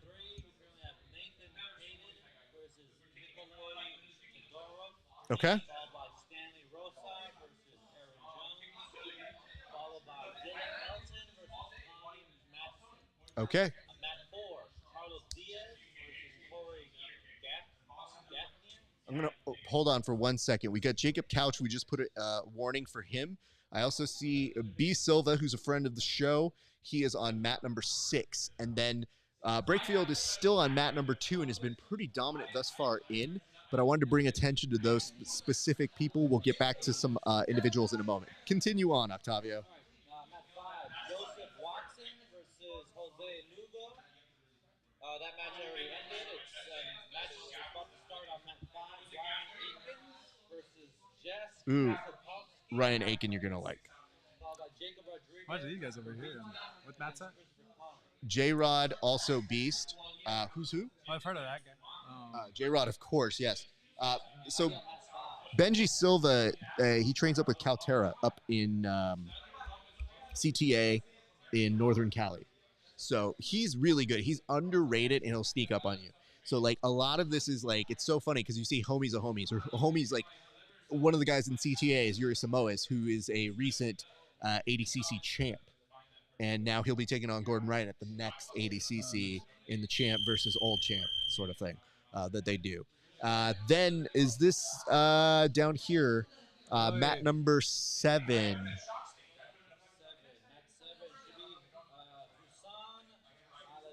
Yep. Great. Excellent work on that side. Thank you very much for that. Woo. Okay. And okay. This is always my favorite part because if you've gotten through maybe the first round of stuff, you do find that you're starting to get Frankenstein. Like if you already had an injury, they just kind of like come around, wrap something around your head and go, get back out there. Have fun. So the reason why I think this weight class is interesting for you in particular, sir, is, and I don't want to put your business out in the street. I won't say, I think it's unbecoming to ask a lady, let alone a gent, what they weigh at. 185. Oh, maybe this would have to be your weight class. I think. So it's 193 and under. The problem What's is the next one below that? 170. I can make 170. You can, man. okay. I'm just saying, you're a busy man.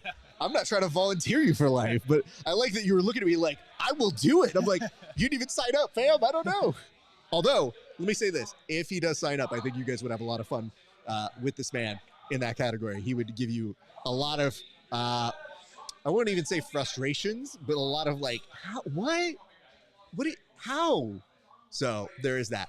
But what I'm telling you is I feel that your body type, maybe not your weight, but your length seems most aligned with this weight class. If you came to beat up 170ers, I wouldn't hate it. It would just feel like, hey man, can you go play with those guys? Because like, look at some of the shapes of these dudes. I'm like, nah, that's some Sven. That's some Sven weight and or height. So there is that. Oh, thank you, sir. Okay, so we've always talked about these things back and forth, but has there ever been a moment, because you've competed, you've also fought, has there ever been a moment where you thought, I don't fully know what ADCC is, I don't watch it all the time, I'm familiar that it's a thing, but have you ever had a moment where you're like, I don't know, maybe I would do an ADCC? Nah, it just feels like so far away. You say that, but it's also for your particular skill set. It actually, I think you would do pretty well. It's very difficult. The only thing I would say is there's maybe a section that we would be like, hey, let's work on this one. Yeah. I think their aversion. So let's put it this way: they have good leg attack folks, right? Yeah. But as you know, what shuts down a good leg attack person is good control. And so that's great, but in the first 3 minutes, it is points, or I'm sorry, it's sub only. Then after 3 minutes, it's points. Oh. So you get a moment where, if they want to pull guard, they don't get necessarily docked for it, but that means you're already starting at your passing points. Yeah. And if you keep your legs safe, then guess what? If they're still on the ground, they have to get back up or they have to stay on the ground. And if they get back up, then it's like, well, now you have to wrestle with me, and now I know you can't. And if they stay on the ground, you're like, I know if you didn't get my leg in the sub-only part, if I pass you, I'm probably going to win. And then if you go to overtime, it becomes the way you win overtime is first points. Kind of like, points are important, but you start standing up. So you get penalized if you pull guard without like any kind of thing. So it's very Sven friendly. And I would tell you that one of the reasons why I kind of tell people like, I don't know, man, Trials is a beast. And it's definitely like, if you're looking to have the best competition in the world, sometimes you could get the super fight that you would never have. So it sounds fun, man. I don't know if I'm ever going to compete again. You don't wait. I don't think so. Lobes asked me to do the quintet with them. Yeah. And I don't know. I like competing on the mats in class and open mat with Yeah. you guys. But I don't want to do it for anything like no real Nothing reason. crazy, yeah. Nah. Okay. I mean, I think, you know what happens is, I think you're one of the few grapplers and martial artists in the world that has actual perspective. So when you have actual perspective, you're like, okay. And then when I was competing, it was like the non-confidence of myself that needed to make sure that I could, how good was I? Now I feel like at least I can protect myself, my family and stuff. Well, then I love it so much, I don't want to ruin it by forcing, I guess the dumb part is now I just know you're going to be somebody at like a local tournament one day where they're just going to be like, oh, he got bored and then he just beat the shit out of us. So, oops. But I can tell you this. I feel like if you ever did come out of the retirement, it's not a surprise that a certain Senor Lobes asked you to do it, because I'm pretty sure this particular thing he's talking about is one where you can only have one black belt, one brown belt, but you can double up on certain ranks. Right. So if you don't have a black belt, you can maybe have two brown belts or something like that. Yeah. And you're in that weird nebulous where it's like, he's a purple He was going to belt. slide me into the brown belt spot, I think. Is what Sure. he said. Yeah. I mean, you are. Good. Thanks, man. Yeah. And Y'all hear that? Y'all hear? hey, I have no bearing on this jiu-jitsu community, but I can tell you I have rolled with brown belts who are not as good as you. And what makes me happy is I'm seeing you show up more and more up over at Newground, and you're training with Abel. I'm 3 days a week there, and I'm going to do that for as long as they let me. You absolutely should, because you and Abel have very good styles. Oh, he's so fun to roll with. Yeah. I think it's good training for him. It's good training for you. So I'm such a fan of you guys putting that in together.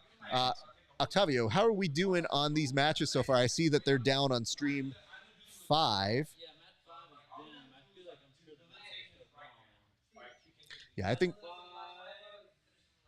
How many fights did that guy have? That guy had like more than 25. All good. We're going to take a moment while you're looking that up. These big guys right here. Second. Yes, the Rosa. Rosa is a pretty big competitor. And again, Or Hurd. Who's that Hurd guy? Hurd is, I believe, the gentleman with the mohawk, the no shirt. Yeah. So it's a little combinations of all these things. Like when you start to get a sense of who's who, you get a moment of, oh, this dude does this, or this guy does this. The Tackett guy you were talking about. Oh, is Tackett on? Yeah, William Tackett is on number 1. So check this out. I got to frame you up a little bit better. Oh, man, heavy pass. Look at this right over here. So on this, Yeah. what we can do is we can tell people where they should be tuning into. So if we know something's happening, we let them know, go to mat number 1, our way of helping. That's if they're subscribing to Flow Grappling. If not, they're depending on us to walk them through. Yes, and you said Kyle Chambers is on mat number 2. We'll do a secondary one. We don't tend to do a cross mix of them, but you've got Kyle Chambers, who is a beast. So Kyle Chambers trains with Gio and Boogie very much. Mesa, right, or something? He's out in San Diego. Okay. But he is a monster, dude. And he is a multi-time finalist for like Combat Jiu-Jitsu, EBI, and one of the most deceptive guards I think you'll ever see. Just really tricky to roll with. William Tackett has done the trials before. He has made it to ADCC. And which one is he on the? he is the one in the rash guard on mat number 1. And his leg is in trouble, but he is able to stumble out of it. But he's going up against Chris Shagoli, who is a gentleman who hosts a competition called, I believe, and I'm sorry, Sogi Tournament, and that is out in the East Coast. So he has a son who's a beast, who is in the 99 plus big boy division. And this dude is, I mean, first of all, imagine competing with your son, right? Yeah. Like, dope, right? But I do, and I win. I mean, here's the dumb part. If your son is anything like you, and I imagine he will be, by age 10, he's going to have some sort of weird thing that he does that nobody else can do. And then you're probably going to be like, you're going to feel like the same way we all feel with you, where you go, what am I supposed to do with this? Okay. All right. But yes, Tackett now is in Mount. Yeah, Tackett is a beast. Yep, mountain. And very classic, like just good kid though. Monster and assassin. And he is friends with Cody Steele. They kind of have their they both are on the Brazilian, is it Top Team or Brazilian Fight Factory? One of those two. And Cody Steele is the guy he's fighting now, but you may have seen some of his works because he's just suplexing dudes into the netherworlds. That like IBJJF, he got disqualified because he suplexed somebody overhead. And when they hit, they were like, no, you can't do that. And the other dude's like, I'm okay, but I'm like a little wobbly. And on this one, basically ran his opponent off. The camera doesn't follow them. And then he comes back and he has his hands raised. And I'm like, what happened? And they're like, yeah, I think he choked him or something. And you go, wait, I didn't see any of that. That's awesome. So, is he going for head and arm here? Attack it? Yep. Yeah. And Shigoli he's, you know, I mean, the weird part is whenever you say old, I mean, he's younger than me, I think. But whenever you see like a jiu-jitsu old, you kind of go like, oh, this dude is in his late 30s, ancient, but he's a monster, and he's very resourceful. Get lower before you dismount. So here's the nice part. I think what he wants, and he gets it over the side. But think about chest into it. But think about that. The amount of pressure that you can maintain while twisted, and to me, I'm like, oh, I would lose that. Like, I feel like somebody would bridge or some crazy thing. But the amount of pressure that he's putting on, that he's like, dude, he finished in that time while signposting the entire element and saying like, oh yeah, I'm gonna catch you with this, dude. So I have a lot of appreciation for that kid. And nice submission. Oh, dude. He went from the one side to the other as he wanted to defend it, push through. Yeah. Very, very classic chill type. Now, Kyle Chambers and Hightower on mat number 2. Legs entangled. They are in a leg entanglement. And I think you just saw Gio. He was coaching a Meanwhile Barbosa on mat number 7. Mat number 7. And he is coming up, and he's one of the guys from B Team, a.k.a. the Craig Jones and Nicky Rod group of guys. So they spun off from the Danaher Death Squad. Now they got their own thing. It's a very interesting thing. And the whole premise is they're supposed to be the second best people in the world, but they're like the guy still. You know what I mean? Like, how weird is it that you could be like, oh, I'm the second best at this, but I'm also still a massively amazing good guy at this. I'm seeing Craig Jones a lot talking about the Volk fight coming up. Dude, how excited about that That's are you? exciting. Isn't it like the best?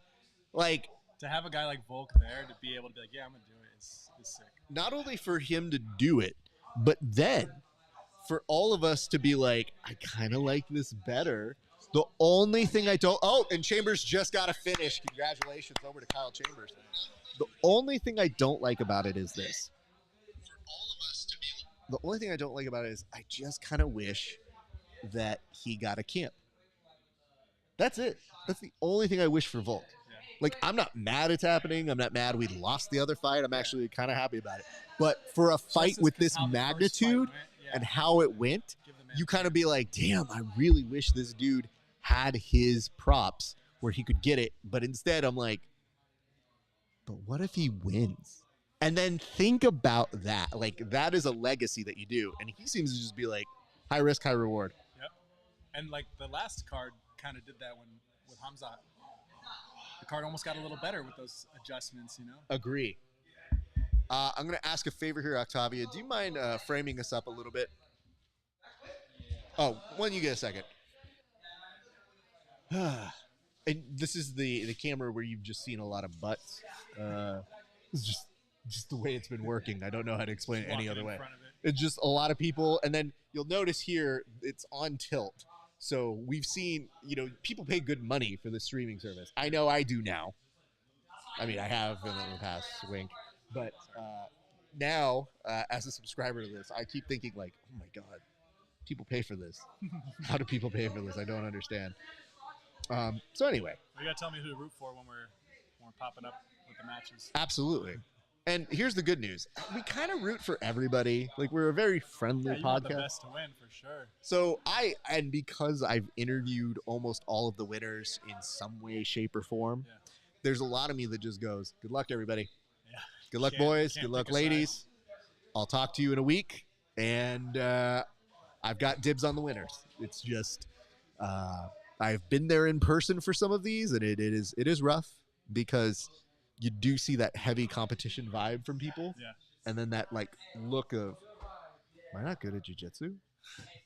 Like, have I always sucked? And you're like, dude, you're trying to get our Olympics. Like, you maybe didn't have your best day, but even then, sometimes I'm like, dude, it was a close match. But I let people have a one-day pity party, and I'm like, do whatever you want for a day, and then Monday I don't want to hear it. Like, for one day you can complain, and then I'll tolerate it. But after that, we kind of have to get back to work, dude. So, having said that, all right. So you don't think you would compete? Okay, but I mean, I would just for no reason at the gym. I always compete. okay, that's very different. Trying to kill and not get killed. You know? I wasn't just this one. The fact that you say it like that is also like, I feel the best part of this is the way I envision training with you is more so just like, it's more like playing a game. So I don't even know that in my brain it's competition. It's more so just like, this is hard or this is problematic. Let me figure out how to do this, you know? And I feel like it's not like you're even trying to murder me. So I'm like, oh, if this is you competing, it's the nicest, friendliest version of it I've ever seen. You know, that gets me in trouble sometimes. Like, sometimes I'll roll with guys, you know, if they're a black belt or something. I go in and I'm like, hey, let's play jiu-jitsu. And then all of a sudden I'm like fighting from bottom. I'm like, God, come on, man, you know? And then the next round, I don't make that mistake, but you turn it up a little. Yeah, you try. Yeah. Now I need to make the adjustment before. When I roll with someone who's new, now I don't play on the first round. You know, Here's the hard part. You're so much better though. So I'm sure when you make the adjustments, it's theirs. There are some times where I go, oh, this was a mistake. I should not have let them get this. I am not getting out of here. This is problematic. So I will say this. We're going to look and do a quick look across here to figure out who and what has been competing. Is that Steven Martinez? Bro, please. I was about to yell at him. All right. Let me talk to you guys while our good friend Sven is going to say hi to longtime training partner Milton Arguello, the namesake of the gym. If you guys are just joining us right now, my name is Rafa Esparza. You're watching the Grappling Hour. We are doing an all-day marathon, if you would. We are watching all of these. What's up? What's up, baby? That's what I was wondering, if that was Steven Martinez. Okay. Sure, of course. Thank you for asking. It just took me a second. I was like, I think it is. But, you know, when you get in the middle of a good discussion, you don't want to break that moment. A little north-south action. Who's in north? Bottom right or bottom left? Mayfield, okay. Perfect. Woo! Okay, those are two good guys. Okay. I got you. Mat 3, we have Sebastian Rodriguez versus Clay Mayfield. Yep. Oh, dude. Steve Martinez is in trouble right now, though. That is a rough leg entanglement. It's tricky. I think he's just barely doing enough to get out of it, but he is stuck in that position. It's tricky. And the thing is like, if you've ever seen Steven Martinez, he's a beast, but he's a tank. So his strength is his weakness when he's in that defensive mode, because you're noticing it's not like most people when they get heel hooked, they're spinning and they're moving super fast. His is like, dude, I need to rev up before I move. The problem is if he gets that pressure on top of you from side control, monster. Why doesn't he just flex and bust out? I think he might have had the injury in between. I think legitimately he took the injury and they have stopped the match. I think he is. Oh, really? Okay. I think it might be a verbal tap here. Yeah. Damn. Oh, Quentin Rosenzweig is a beast. I'm going to introduce you to him very shortly. On the left-hand side, when you see Elder Cruz, I have to memory serve me correct here. I think he is also a previous winner of ADCC trials. I know we did an interview. I always have to piece it together whenever I'm like, wait, did we interview? I think that's what we did. So Elder Cruz, the homie. Oh my God, this dude, Rodriguez and Mayfield, putting on a very fun match. I'll put that one on blast. Heck yeah. So on this one, I'll give that some props. Let's go to mat number 3 on that one. Mat number 3, in case you are watching, we are giving you guys the advisement. We will put that on that. That's what I was seeing, man. I saw that crucifix. And the thing is, he came back up. Like, he's had control of it for so long as he rolls underneath. Even if he doesn't get the crucifix, taking the back like that, so smooth. Okay. Sloan on mat 7 right now. Sloan is somebody who's training with Keenan Cornelius. And, you know, I think he's got a caveman jitsu or something like that. He's just very powerful and very technical. So I think he started with like the boys at 10th Planet. He's been working with Keenan Cornelius for about 3 or 4 years, teaching out of there. And I believe he has one of the deadliest headlock games in the jiu-jitsu competitive scene. So he is going to be one to keep an eye out for. And we did just see a submission happen over here on mat number 8. Mat number 8, just in case you guys were wondering. And was that a submission on mat number 3? I just saw you saw the away from the, he was like, yeah, I did it. You know, I don't know if the time expired or not. You know, it's sometimes the way that people celebrate, it is hard to tell. Yeah. Have you ever had a moment, like, what was the extent? Because you don't strike me as somebody who over celebrates or does anything. But do you ever have a moment where you felt like you celebrate? Were you a jump on the cage guy? You know what I was, and I wanted to be like, it was mindful to be stoic. I wanted to be like, you know, win and like, oh, that's cool. There's more to be had or something. I don't know, not too much on yourself kind of a thing, you know? Yeah. I tell people like this. I think in everybody's brain, they act a certain way. Yeah. And then the adrenaline hits. And then I've had a lot of my friends being like, Ref, I jumped on the cage. And I go, I don't do that. Yeah. But like, yeah, you did, dude. You jumped on the cage. I don't know what to tell you. And the thing is, you see the look in their eyes. It's just like, and you go, oh, they're jumping. They're going. There's not a way to really bring them back down. Like, I can't go over there and be like, hey, man, you got to come out. Like, if they do it, it's their choice. Like, and you kind of, it's that moment they can celebrate it. Hey, but I always say, I'm like, you won. Celebrate how you like. I just like to think that if I was that guy, and I can't prove it, but I'd like to think if I was that guy, I'd be like, yeah, that's it. Thank you. Nailed it. Like, even I don't know if that even comes across, because I've definitely won matches where when they raise the hand, I look at myself and I go, oh, I can't tell what this looks like to anybody else. Like, it looks like maybe I should enjoy it a little bit, because then I think it looks too weird. Like, I don't want to ride that line of I expected this. I just always try to ride that line of don't look like you're embarrassed by this, you know, because when you win. So I try to do, and I think for as many differences as we have, there are certain similarities that we do have about things, which is like, I think at our core, we're respectful people who are like, hey, I appreciate having somebody who came to be a competitor. We're done competing now. Great. Yeah. So when I was a kid, even though I was never in the military or in Boy Scouts or in all these things where you're very trained to be very respectful and stuff. So like, dude, I can't tell you the amount of times that I'm like hands behind back, just like looking up and just kind of doing that. So when they raise the hand, I'm like literally like this until they raise it. And I'm always like, okay. Yeah. And then I don't look up or I don't do anything. I just go like, okay, thank you. Yeah.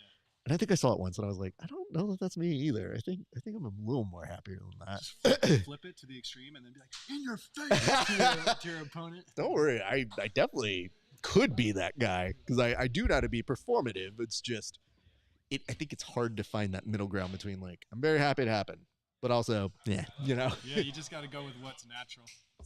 But that's the best, right? Yeah, I think I tell people, I'm like, oh, as long as you do what feels authentic to yourself, do that. But because you can see through the other stuff too, you know. Yeah, it's too like put on. I think that's the biggest thing is I just don't want to be some asshole about it. But if I was competing at a weird thing that was more where people want entertainment, I'm fairly certain I would play that up a little bit more, knowing myself. Yeah, dude, because you're pro wrestling all day. I'm a huge pro wrestling guy. That's the whole thing. I'm like, as much as I love that character and being that person, I think my core version of myself is very different. And I want to point this out. Mat number 4, I was going to put an advisory on because his friend of the show, David Garmo, except oh the stream just killed out. So now these are like. Is this guy going try to go buggy and got smashed out? Yes. Yes, you are correct. We're also finishing up this, and we're jumping into the women's bracket already. Very nice. We'll be making our way. There's 3 women's divisions. I'll go over what that means in a minute. But David Garmo, he is in Detroit. I recently interviewed him. He's been somebody, like, I photographed him once a long time ago, and he had a very interesting look, like one of the best mustaches in the game. And I just Frankie here. he puts Frankie's to shame, and I don't have the heart to tell. You know what? Deep in his heart, he knows that too. But David Garmo, just a nice guy, very, very cool conversation with him.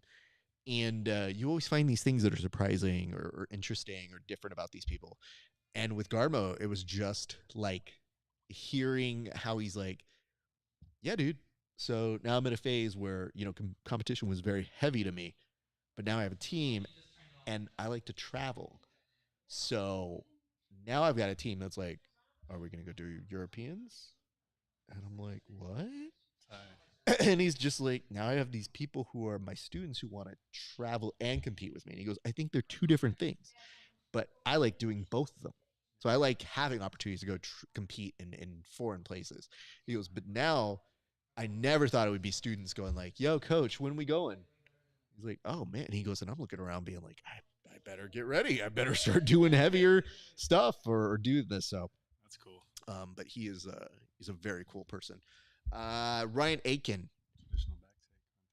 Traditional back take. You're talking about mat number 8 right here. Yeah. Very nice.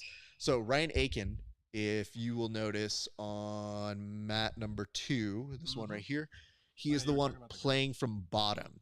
He is a former combat jiu-jitsu world's champion, and just like he's very explosive in a very controlled way. I think is probably the best way to explain it. He's also, for a 10th planet individual, he is very strong. And I think there aren't a lot of people well, give me a second here. I think there are a lot of people in the 10th planet system that don't just get away with being strong. I think a lot of them have very creative ways to get around things. But you don't look at a lot of 10th planet and be like, that dude's juicing. Right. That dude's on. Milton, though, when he was 10P, he had 100%. Let me see. What's going on, guys? Duarte lifts, and this says, how's Nikki Ryan and the guys from B Team? Very good day for B Team so far. Nikki Ryan, I believe, is advancing to the day of 32 tomorrow. Now we're back on the match with Garmo. Garmo is now working from inside of guard. There's 2:46 left to go on his time. Meanwhile, Cruz and Gilpin. Gilpin is a very interesting competitor. He has competed for the Submission Underground competition, and he had a very good run there. I've interviewed him as well. Very, very nice guy. But Elder Cruz is he's the guy working from inside a guard. Just amongst these guys who just they don't stop, dude. He's got a good mix of wrestling and a very good heavy top pressure game. It looks like it right there, dude. His chest is all out. He's just driving into that, dude. So you have different styles here. And notice, you'll see that with Aiken, before he was playing on bottom, seemed very comfortable playing off of bottom. And now on top, if that dude gets up there, I wouldn't be surprised if he can make something as crazy as a punch choke from mount kind of work. He just passed one leg, or almost. But you know what? He's got the nice merchandise here. He's got that nice body lock and a good underhook. That underhook, more than the body lock right now, affords him that good ability to put down that pressure on the opposite side. And so from here, other guy got a knee back. Excellent knee, back situation. But watch how he shoves it down. And even if he's still in that half guard, he has a little bit more of a staple. And I think this one's more of a current one. I don't know if that's a better look for you. But notice how he's already in that north-south position, which is going to give him the points now that we're at points. I got you. Yeah, okay. So there's a strategy. There's no points in the first 3 minutes. No points in the first 3 minutes. That's crazy. You can talk. You want me to close the door? Yeah. No, you're good. Thank you. Thank you, sir. I mean, we had a whole bunch of people fighting and talking. I think we can manage your voice if we had Nico. I was like, I walked in. Yeah. No. Oh shit. The hard part is anytime you hear Nico talk, his natural level is someone screaming, but Nico, that's his talking voice. He's not trying to be louder. It's just how he talks. Have a good one, kids. Look at the ladies are coming up. Woo! 7. Do you remember a time when they were just like, we'll let them go one by one? Now they're like, hey, get out there. Yeah, because I think even they're like, we want to go home too. So normally when they close out a weight division, there was like a pronounced, like, it felt like a very ceremonial, no, we will wait. We will wait until everybody's done in this weight category, and then we will move on. Now, keep in mind, East Coast trials, 4:37 p.m. their time. So now they're like, get the women out there. Just let's move, because they still have 3 weight classes for the women's, but I'll walk you through how that works so that you understand more what's going. Field match is over already? What's that? So field 1 already? No, that had to be like 15, 20 seconds. No, Holy. 15, 20 seconds for sure, man. Damn. I didn't even get to explain the women's division before I could tell you what the hell was happening. Boy, Aitken's doing good. Yeah. Alexandra Enriquez. Woo! I would probably put money on her You would put, to win the whole okay. thing. Alex Enriquez, a winner of the female, Everything right now. Yeah. On a roll, winning everything. and the world's grappling competition. She recently came on the show. Love her. She was amazing. Ryan Also Aiken. won, Medusa. She won Medusa, which is essentially like female. I see the Yeah. post for that, yeah. She's awesome, man. So Enriquez, she's already done 2, right? Yeah, Jim was the winner. Yep. All right. She did it. Garmo's at a 0-0 tie, and they're going to overtime right now. Aiken may not finish, but I think this is a more than worthy version of going like, ahead. 5 seconds, don't tap. Go to sleep. Yeah, that's a tough one, dude. Sophia Casella won in 11 seconds. 11 seconds. Damn. What'd she do? I don't know that it says on it, unfortunately. Just a submission. It doesn't say what kind of submission it was. Flow Grappling is like, hey man, it just happened. She won. If you want the Congrats. answer, get the subscription. Bro, I wish it was that. In fact, it's so much more where I'm like, if you guys were competent at your job, I might throw you like $5 more a month. Like, but they're very much not. Let me say Are you this. applying for a job with them, or? How do I put this? I think they've accidentally had me do commentary gigs for them. Okay. I don't think they've set out to have me on there, but I think they've been like, him, fine. So every time I get on one of these things, I do my best to go, hi, it's Rafa Esparza. This is a You saw surprise. that he grabbed his wrist, huh? Just sitting as he was going to go to the side control. Yeah. He's like, I want this mug right here. Oh, I think Garmo might actually advance now. Good on him. Love the hell out of Garmo. Okay, so here's what I need you to know about the women's division. Well, the reason I gotta take a deep breath, because it's when I explain it to you, you might have a moment of, huh? Well, you said 3 weight classes, so I'm assuming just wider weight classes? So there used to be 2 weight classes. So the one thing that we can give them some credit for doing is over the past few years, there used to be 2 weight classes, and people are like, so basically tiny or you're facing Gabby Garcia. Cool. Forgot about Gabby Garcia. And she won a lot in there because big girl division, Okay. I like how you guys know what I'm about to get into here. All right, let's say you're a man, you win your 99 kg division, right? Okay. That means you automatically go to ADCC trials. Okay. So that all the men's divisions. You win, you're going to the Olympics of jiu-jitsu. Yeah. Okay. If you're a woman, they only have 8 spots. So if you win the East Coast trials, you win the opportunity to be seated better at the West Coast trials. But the West Coast trials is the only one where they send the winner. So it begs the question. Why? Yeah.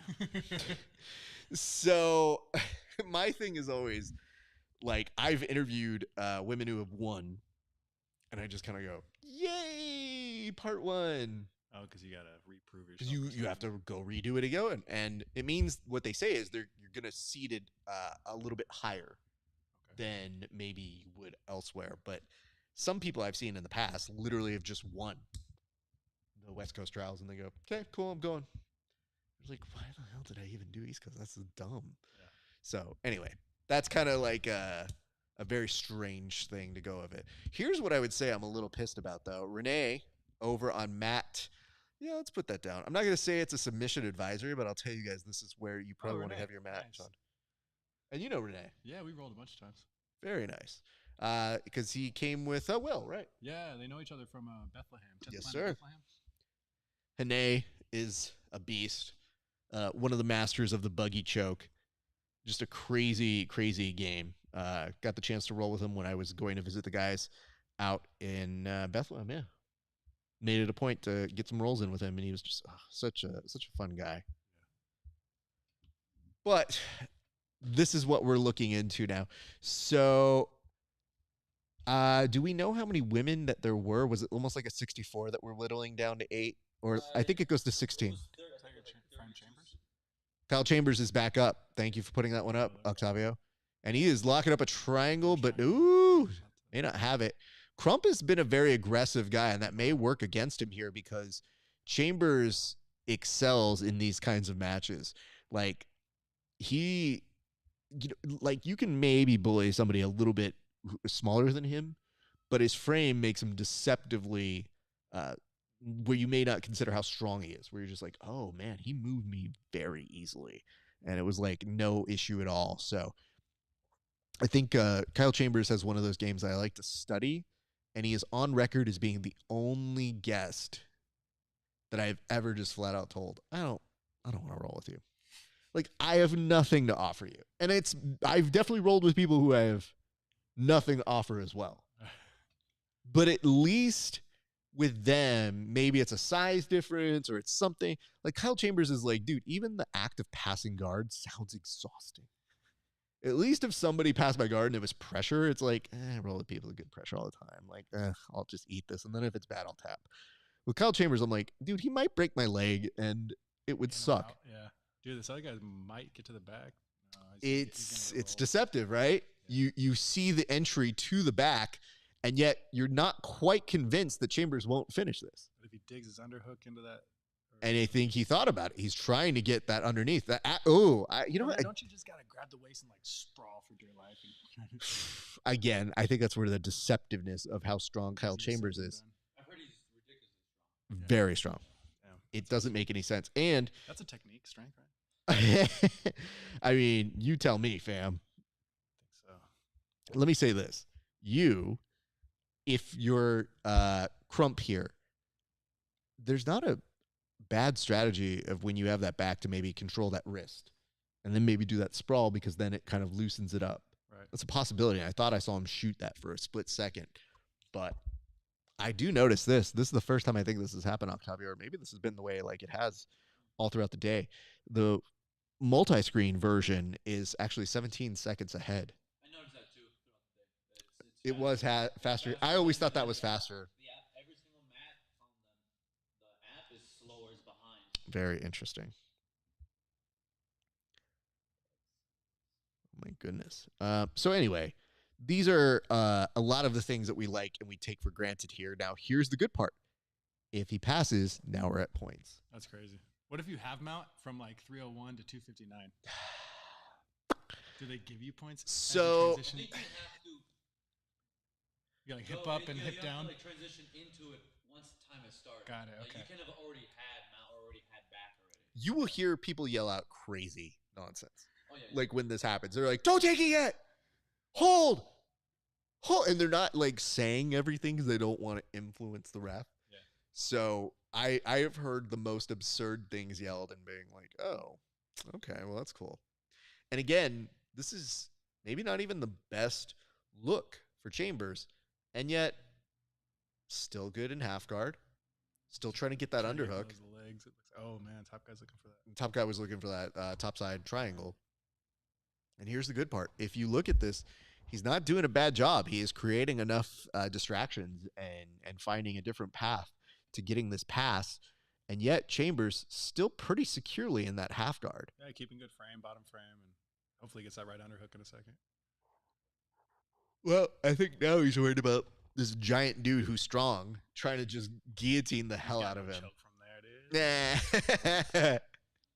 So for the women's division, they're doing to top 16.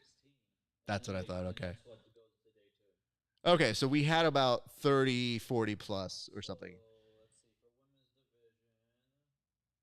For women's division, negative 55.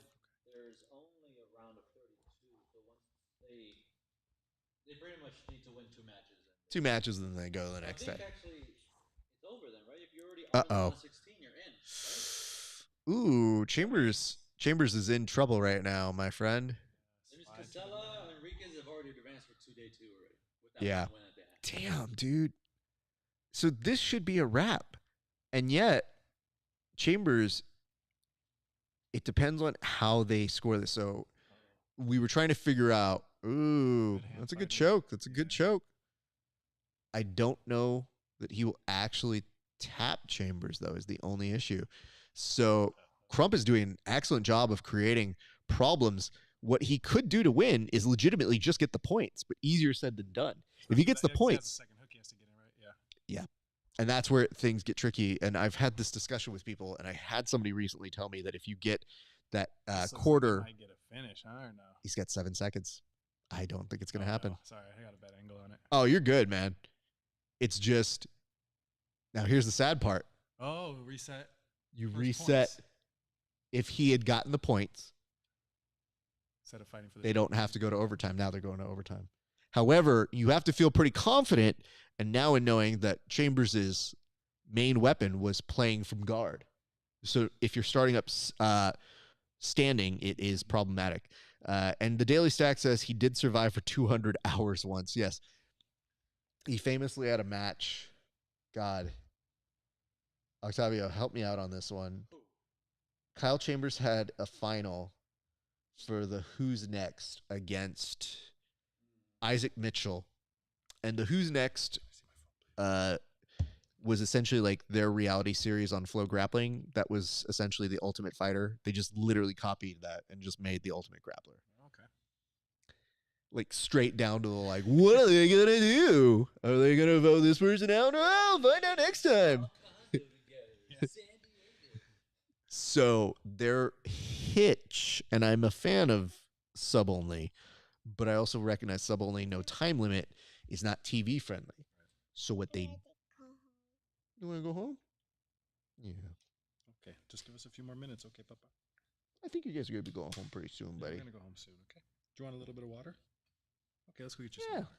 We'll do a water break. Yeah, of course. Be right back. Take your time, you guys.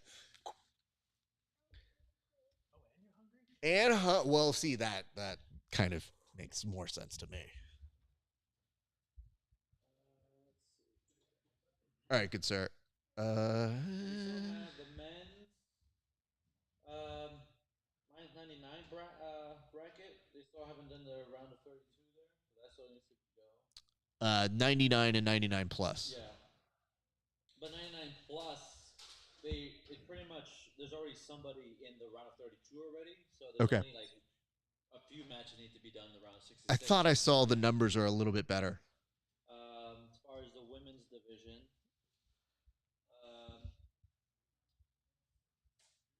we're about halfway through.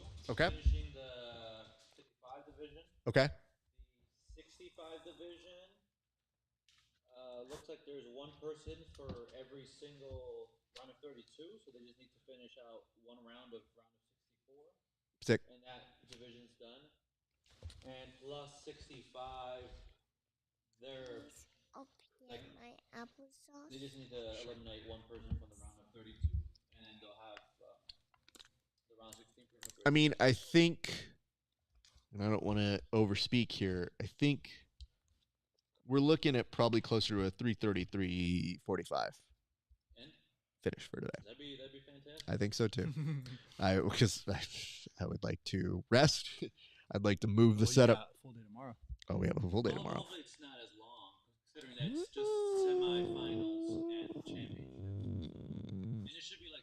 Then again, since they're such high-level guys now that've reached each other at this point, they might stall each other out. That makes sense, yeah. It is. So that actually may go full time limit. So tomorrow their doors open at 8 a.m., which is 5 a.m. our time. 9 a.m. they start, which is 6 a.m. our time. So similar start time here. And, you know, the hard part about today is the disarray makes it so how they start late. Like they have a weigh-in that day. You have to do, so you could weigh in yesterday, and thank God they did, because otherwise it would. Before weigh-ins? You can. That's helpful, huh? Look at this guy just sprawled out. Yeah. I'm trying to see if we have any friends up right now. It is difficult because for the women's, I noticed there is a very big lack of keeping up with the names. They're so fast. These matches are like 30 seconds. Well, but look at this. Why is there no name brackets on that? And before on Mat 6, there was no names there. So anytime you want to give props and being like, yo, Pigtail, she did great. I'll let you lean into flow grappling. I'll stay off. Oh, you don't have to do anything. You're a businessman. You're very smart about what you're doing. Let me say all the things. And I want to point this out. Can't say this enough. Anytime you give this, if there's no malicious intent in terms of I hope bad things for you, it is feedback. I want flow grappling to be better. I would like to pay for something that would be good, because if that's the case, we're all here to support grappling. We're doing this because we love grappling. But it is frustrating when they don't. And I think worse, they don't make the effort to try harder. And I think that's what's frustrating. So people see this and they're like, oh, ADCC, it looks bigger. And it's like, why does this Mat 4 just say this extreme is experiencing technical issues when it's also in the lowest res 1080 I have seen? Arguably sometimes 720. She might. She's definitely setting that up. So anyway, that's all I'm going to say. Always feedback. God bless. Good luck. But, you know. On the heavier weight classes. Yep. I think we are moving up in weight, and that is a very good sign. But yeah, I mean, the whole day like this is just, it's so much chaos. So fortunately, doing the weigh-in the day before helps to mitigate that. But if you don't go weigh-in that night, and there was a long, very long line last night, then you have to show up the day of. So they said they were starting yesterday at 6 a.m. or today at 6 a.m. And they didn't get started until 6:20. So That's gonna be done. yeah. That was just when you have to like tap yourself when like your hands aren't doing anything. We're like, oh, this is not a good spot. Yeah. You know, it's super bad when not only are they putting their hips into your back, but that moment when their legs are literally floating in the air, like, wee. You mean like the John Jock logo? Yes. Yeah. It's just, oh my God. Ugh. And Savage gets the tap right there. Well done. You know what? I know we talked a little bit about stoic celebrations. That's one of the stoic ones that I would have to get past, where I'd be like, yeah, if she did a hell yeah kind of look, and I go, yeah, I'm all for that. If you really earned something. Oh, by the way, I want to say something here. But it's on the floor. Might be controversial. Everything's controversial. It's fine. Do you want this one? Do you notice that Buddy Ref isn't going up with any of the ladies like that? Yeah, because it'd be really, really awkward if he was putting his hands on their chest like he was with the guys. Hey. Okay? How you doing? If you need You a good? shoulder to cry on when Hey. you lose, you let me know. You still talking to that one guy? Yeah? What's he saying to you? What if I could show you a better life? Come on, look at this hair. You wanna be a winner? Don't you Come want to on, be a come on. winner? Let's make that happen. Could you imagine though? Oh man, you know what? Every time I do that, it resets the frame on this. There's a part. Freezes, right? Yeah. I think maybe it is the automatic setting on there. On the camera itself? Maybe. Oh. There's one of these that has a. I noticed that the battery, the falsy battery, on these. Yeah, it's weird that it's telling you that weird issue with battery. It just yeah, we're good. Oh, thank you. But yeah, on one of the falsies, I think that one. Yeah, we're good. Legitimately, this is my favorite pastime. Sir. ADCC? Hold on real quick. Somebody was messaging me. They're saying they seem interested. Okay, cool. Ooh, oh boy. Okay. I'm thinking I might have to take this kid out. I think you need to, sir. And let me just say this. I think it is a rare treat to get you out I appreciate it. I wish that it was actually here to train, but you were so busy that the times don't necessarily work out. I should be never mind. You're not going to be at New Ground. Are you going to be doing this? Yeah. Yeah. You know what the weird part is? I was supposed to be at New Ground, obviously today, and the idea was to switch so that we wouldn't be here for their open mat here. And plus I get to do both gyms. Right. Like your gym, Milton's gym, Frosto's gym are like the little trifecta of people that I'm like, hey, if there's a good fight, I want to try and do one here, one here, one here. Okay. And it's so cool, but it's so funny to me that look at them on. Oh, now he's getting oh my god. Oh my god. That is the most savage thing in the entire thing. You know what? That's the best takedown ever. She literally just punked her into the ground. There was no finesse or form to that. Yeah, that was a straight shove. That was a chop block down. Wow. Please find me the name of whoever that was. So that's on map 5. Yeah, thank you, sir. Good Lord. Anyway, what I was saying is obviously you are welcome. We would always love for you to be here. We know you're busy, but I'm happy you're at New Ground and training there because that's, again, it's the same thing. I always explain to the guys, I'm like, it's so nice. You all have gyms. You all trained with each other. You all love each other. And everybody kind of has their slice of the pie and is doing well. Yeah. And nothing makes me happier than seeing you all succeed in different ways.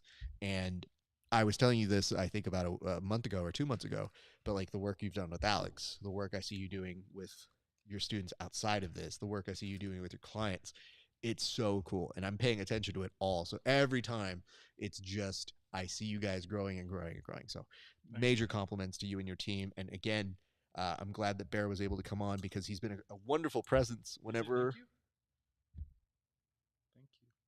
Thank you. Appreciate you, my man. You're always there whenever I was like coming to visit and grappling and you would watch. Yeah, when you were a little baby, huh? Now you're a big boy. Will you give Rob a fist bump and say thank you for having me? Thank you for being here. Oh man, he's gonna be the best. Let me just say this. I want to give you an opportunity. That camera right there. Tell the people where they can go. Tell the people where they can get great training and what can they expect if they go to Strength Mobility, sir. Thanks, man. Yeah, we got a cool gym, Strength Mobility. We focus on small group classes. The instructors are degreed and certified, and it's a weightlifting gym. So you're there to learn, but also work hard and just pick up, acquire the skill, and also maintain the skill of movement and strength. Beautiful. Sir, when I am off this next gig, I will be stopping by. I owe you an open mat. I owe you a marathon roll. Yeah, we'll get one. I mean, here's the dumb part is, whenever you sign up for a marathon roll, if you've been training regularly, it's still difficult. Yeah. But it's less difficult when you are doing that and you're good. He is good. When I take time off, it is like climbing up a mountain and being like, let's do a marathon roll. Okay. Yeah, it's going to be real fun. And you just think about it. You're like, I'll be at my job sometimes and go, why do I volunteer to do this? This is a dumb choice. We do an hour and 9 minutes last time. Hour and 9 minutes, which was insane. And again, it's the best training. It is always my favorite, my funnest. And I mean, I love 10-round Tuesdays. I love that format. I love even rolling it just at the end of class. Like, I'm a fan of all different types of things, but especially with you, I think it's the highest compliment whenever you get like somebody who you go, nope, I respect their game.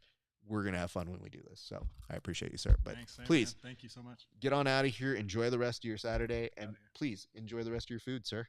Thank you. Thanks, guys. You guys. Talk to you later. Yes, sir.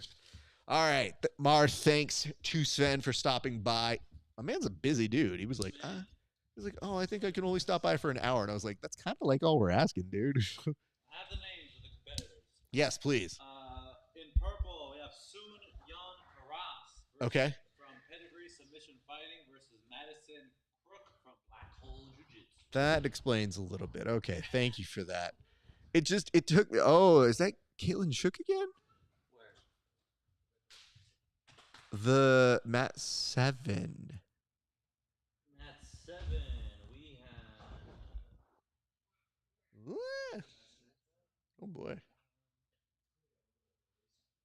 Mat All right, let me double check 7 this. is Caitlin I think it's true again. I think that's Oh, it's cut off. I guess it just ends at the A. all good. They're so lazy on Flow. That and then versus Jessica Scana. Nice. More to that last name, but that's what they wanted to put. You know what? Listen, dude, you're getting A+s for research. All right. Speaking of which, the kid was talking about food, so I think we should talk about food. What are you feeling? What was that? Kid was talking food. What do you want? Whatever. I'm not terribly hungry yet. You know, But if you're hungry, go for it. here's the thing: by the time I can make it. by the time we finish, I'm probably gonna be food, like hungry, because I don't know how my brain's gonna do without the food. Yeah. If you hungry, you should order yourself something. I think I'll be okay. I'm pretty good at eating minimal things. The burrito was pretty good. So do you have like one meal a day? Like two. Okay. Okay. So you're saving yourself for a little bit later, right? Yeah. Okay. I just want to make sure you're offered. I used to just gorge. Oh God. Well, I I I just want to make sure. be more responsible. Look, I'm so glad that you're doing like, no, it's my little svelte, my little body. I can't. Going for super heavyweight. You're going for super heavyweight, but listen, bro.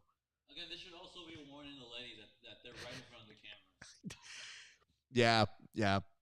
Yep. This does get into the questionable territory at this point. Yeah. At least with the dudes, you know that they're just shameless and being like, "You want to see the junk?" All right, let me see. Later, buddy. All right. I think what I'm ordering, I am potentially doing the habit. I could do that too. Well, I thought on this match she was trying to do the kick out, like the kip up, like she just had a person on top of her. She's like, I don't know, let's try this. All right. I was told by our buddy, the Daily Stack, that I had an unfavorable moment when I had the camera pop on me. Which unfavorable moment? I don't know. I was about to say that. And the best part is, it was one where I've just been talking with Sven and I've been talking with you, where I go, oh, I don't even know. The other ones I've had some familiarity with. You probably need that. Do you need these? Bro, please don't forget that. All right, what is the meal I'm going with?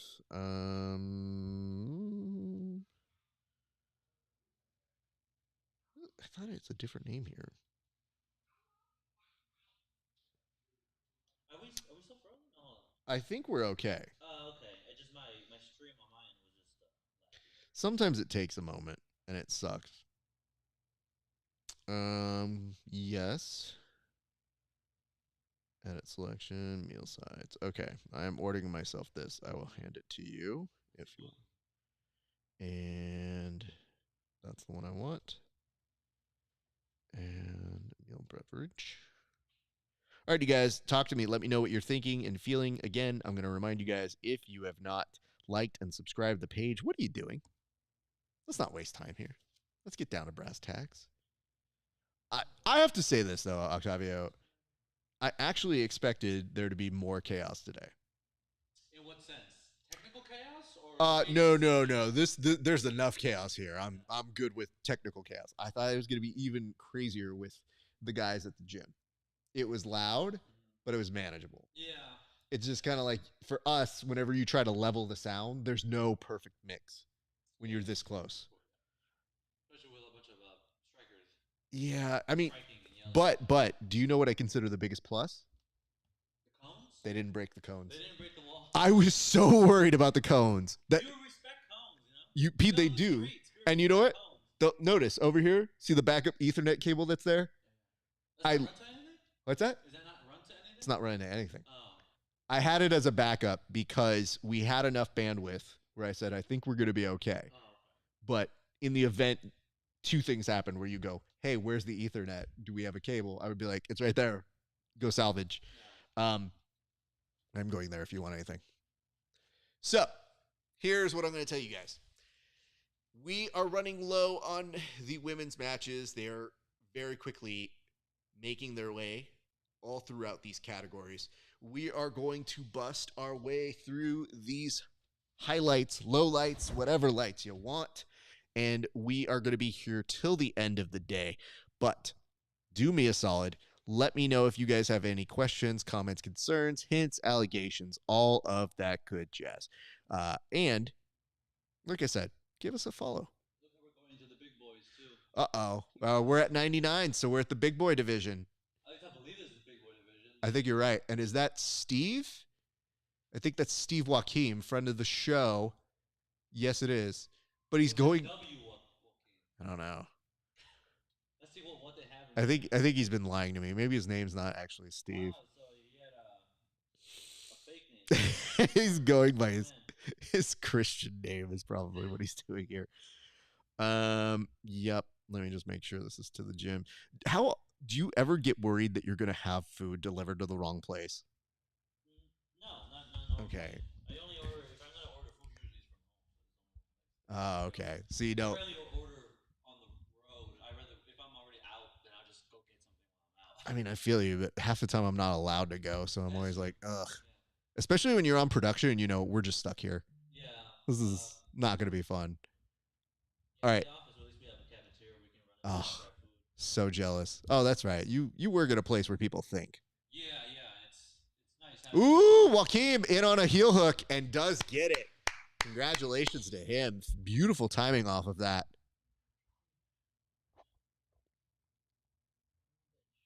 Congratulations are in order for Steve Joachim, a guy who does not look like MJF or act like him, though he likes to think he does. It's kind of like the opposite of MJF. So, just saying. All right, we will be doing the following categories: 99, 99 plus, and then what's going to happen is we're going to take a break in between the days. Going to go home, going to rest. Well, actually, no, I don't even get to go home first. I got to move this setup. But here's the nice part. Nobody's here anymore.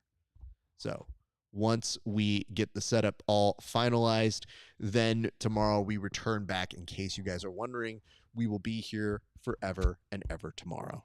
But the nice part is today hasn't felt as bad because you guys have been here. We've had friends stop by, and there's going to be even more surprises in for tomorrow. So just so you guys are aware and know what to do. And if you haven't given us a like and a share, you can go find us on all major streaming platforms at Grappling Hour. That's on Facebook, YouTube, Twitch, Twitter, all of those and more. I am noticing you guys are all... Oh, what's up, Secret Jiu-Jitsu? Love you guys. I always want to get more out of Secret Jiu-Jitsu, but I feel like I can't because of the name of it. Yeah, he's a secret. Yeah. Just tell you But like all the reporter in me, the investigator, the interviewer, whenever somebody's like Secret Jiu-Jitsu, I'm like, well, what do I need to know about it? What's so secret about it? And they're like, well, it's a secret. I'm like, well, yeah, but tell me about it. A good interviewer should ask. To talk about it while still being secretive. I'll figure out my way. Don't you worry. I like that you've now gotten to the point where the chair... Too much time to go to the chair and everything. You're now just firmly on the floor. I want to thank you guys for tuning in. We still, like I said, we still have a lot of matches to go. Let me see. Kramer Goodman. Ooh, Kramer Goodman actually should be very fun. That is on mat number 7. And like Octavio mentioned, we are at the tail end of the ladies, which, by the way, it feels like, I wonder if it's a mix that less ladies are doing it because they just kind of figure like, whatever, I'm not flying and spending money to just get a bit higher seed. I'll see you guys at West Coast Trials. And the very rare crossed feet. I think there's only one match left in the women's Yeah, 65. I think you're right. I think it's Lauren Sears and T. Clark. Oh, dope. Let's see Lauren. Lauren's a homie. Whoever wins that will take the last spot of the round of 16. Nice. Oh, Goodman gets a take. Hold on. No, Kramer gets a takedown. My apologies to Goodman. And on mat number 5, we're going to put a nice little note out. Does look like we're in submission contention there. Very nice to see. Ooh! That is a heel hook opportunity. However, you are seeing on this side, that's Brandon Reed, who I believe, is quite the wrestler. He is a very interesting person. His social media presence is quite great. I enjoy watching and reading his stuff. He always has very interesting perspectives on the jiu-jitsu game from many different standpoints. Very cool to see him out here. And I think even recently I've seen him training with, nice tap over that way. Well done. I was on mat number 4. That was by Parker. 6 matches are left. Beautiful to see here. And then on the women's 65, there's still the entire round of 32 to go through. Nice. Okay. So Brandon Reed is the round of... Oh, it's saying bout. Round of 64 for the big boy division. It is so funny to me, like, that Steve is so jacked that he should probably be at a different weight class, but he is competing at the 99 division, where I'm like... Because if you go into the one above, you're going to go against some straight up monsters. Yeah. It's you don't, unless you were built naturally super large, yeah. You don't want to be in that weight class. It just... Unless you absolutely have to. Listen... So many times I've had friends tell us, they're like, well, you should, that's what I had. I had a friend tell me once, he was like, hey man, why don't you think about competing in a different weight class or a division or doing this? And I go, I'm old now. That's not happening. When you get to a certain age, you're like, I'm not weight cutting, especially in jiu-jitsu. If you're fighting, maybe I get that idea, but this weight is what it is. Like, no. So we always have a good laugh whenever he said, he's like, do you remember the time? And I was like, yes, I remember every time I've told that to every person, because it's the exact same thing, which is, no, I'm not. Thank you. Good day, sir. Good day. Nice. Submission.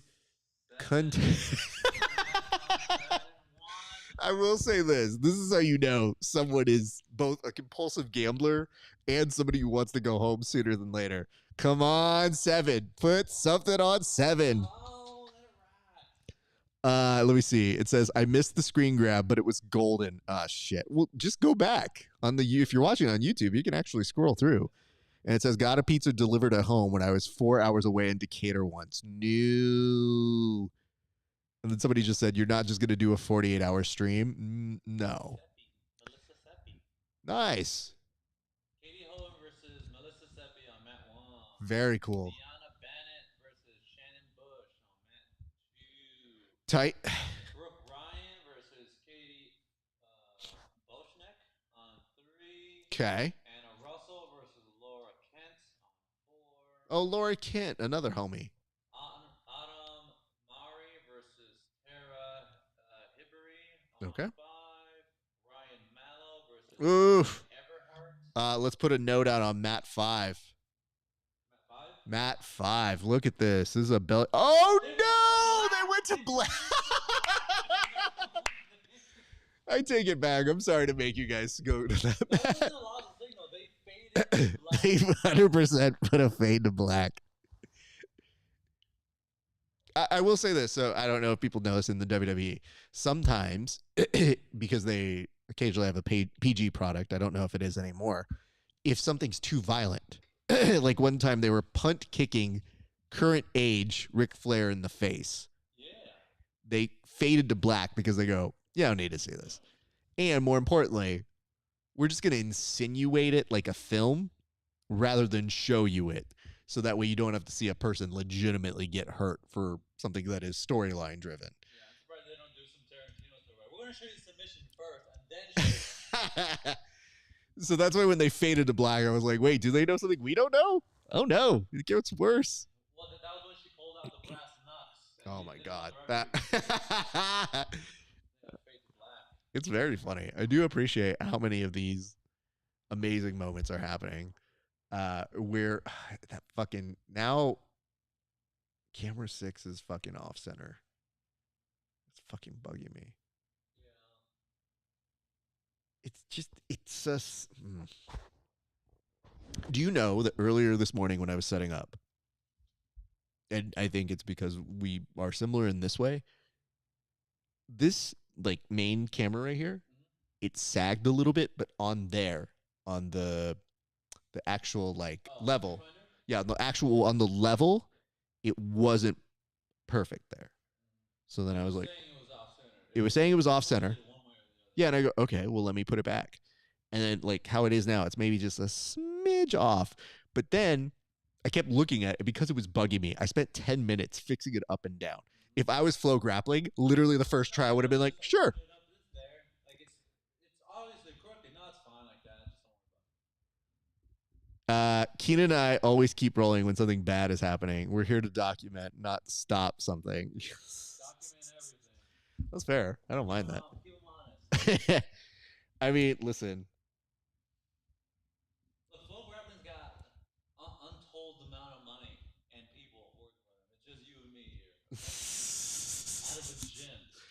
My favorite also, though, is nothing was funnier than Sven being like, I'm just going to let you keep saying things about Flow Grappling. And I was like, who says nice things about them? I would like to see it too, yeah. And like, I've never seen anyone be like, thanks, Flo, you've really made my life better. It's just, I want to be like, as dickish as anybody thinks some of the stuff I say is, go read anything else. Yeah.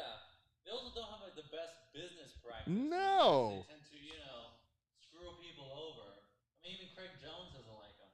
Yeah, Craig Jones taking that hard line was. Yeah, and that's great. When I saw that, I felt so good. I mean, you felt like I felt, which I go, oh, ouch. Yeah. I mean, we've been trying to tell y'all. The Daily Stack says if there's blood, Keenan zooms in. I mean, I get that, dude. You know what I like to tell people is I think there's a little bit of say don't do from me where I go like, no, I don't. I would never do that. I have too many morals. And then I'm like, zoom in. Get that shot. Example of why you don't want to be in that bigger weight class.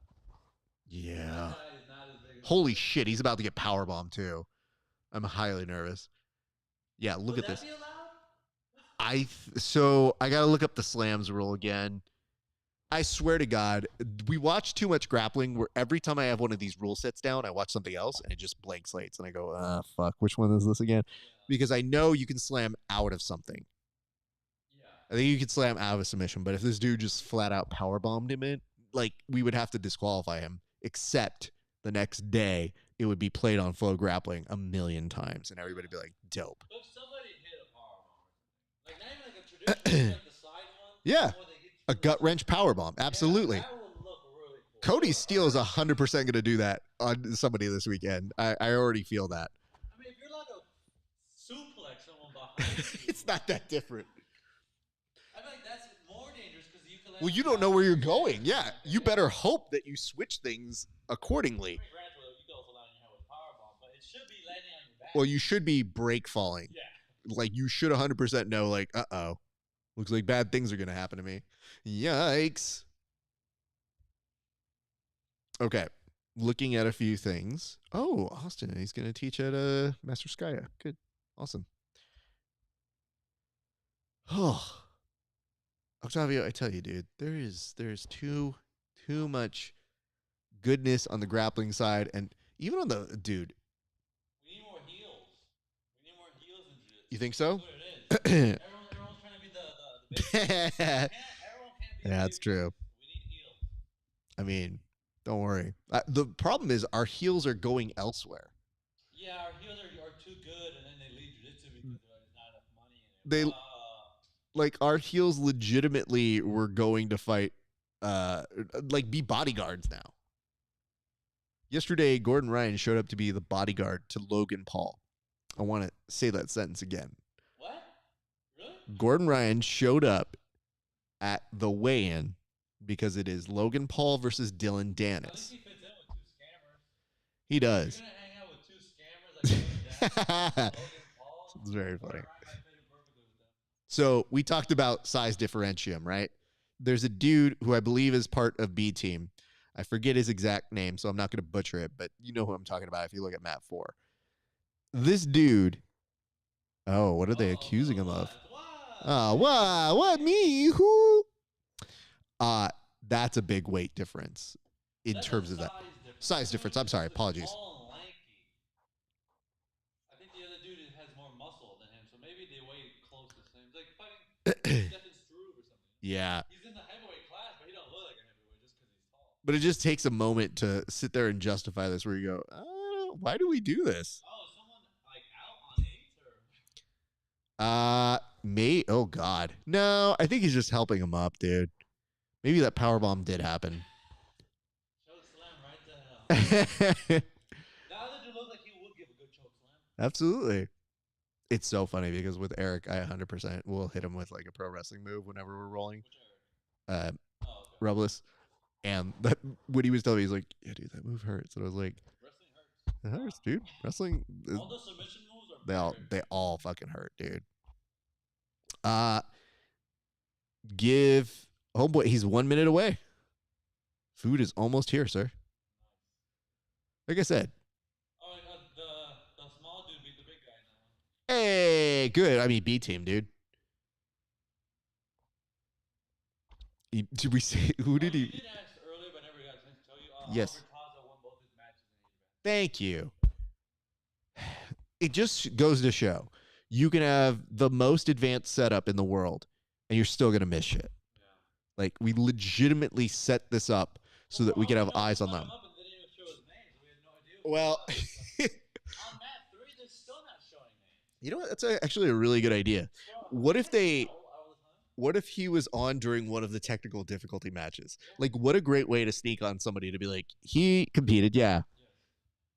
Did he? Dude, I don't remember seeing him. And they're like, yep, sure did. Sure did. Okay, so I think that is the new wave. Sivar. I think that she... Honestly, it would not strike me. Do you understand that yesterday, I think while I was standing here late, I was like, dude, I hope that I don't get like a homeless person that's just like, what's up, man? I'm going to be like, hey, man, do you want to grab this fucking light pole and help me fucking fix this up? You would think that, but some people actually came and fucking like robbed this place once. What? And then when they saw what it was, they're like, I guess there's not really much to rob. Like, you got to lift shit to rob this place. Yeah, you have to like take the goods, like the It makes zero. And I felt bad because I called up Milton. Ooh, Savara is actually on a submission right now. I think she's probably going to finish this out. We got a submission on mat 6. I think she may be there. And Amir is on mat number 4. Dude, this guy's hair is too much. The dude on mat number 4 going up against Olive. That's a crazy ass hairstyle. Give him that. Willie. Props to that. Willie looks. I hope he wins. I hope he becomes world champion because I want to see that picture. He just got tapped. Yeah, he did. But I think his name is it Wally, or Waltley or whatever it is. Please don't let it be Wally. That's not a good person. Well, no, he has like the Dr. Wiley hair in the back. Yeah. Rob Nowakowski is on mat 3. And then I'm looking over this way. Okay, we'll get a second to catch our breath here as we are keeping you guys up to date on just about all the matches in the world. We are... Yeah, why not? Oh, and he got it! Yo! Oh, God. He was bottom side control. Ezekiel from bottom. I have to be honest. There's a moment that we were all T-Hall. T-Hall in that moment had the, are you fucking kidding me look, and been there. Yeah, that was dope. Good on him. Okay. I like the contrasts of the rash guards on mat 7 or mat 6. Yeah. Like one of them looks like they're playing tennis and the other one has the Pikachu yellow. So it's a dope contrast. Like those are two very solid rash guards. Credit to both of those ladies. They look dope. Not submission danger. Oh, that is. I was like, is that Trinity Pun? That is Trinity Pun. Yeah, I was like, you know what? Ask and you shall receive. It is Trinity Pun. So let me get this straight. Are we have to be, these are 99 plus, right? Where? The guys? Yeah. Check. Mat 1 is 99 plus. Edgar Montoya versus John Peel. Great.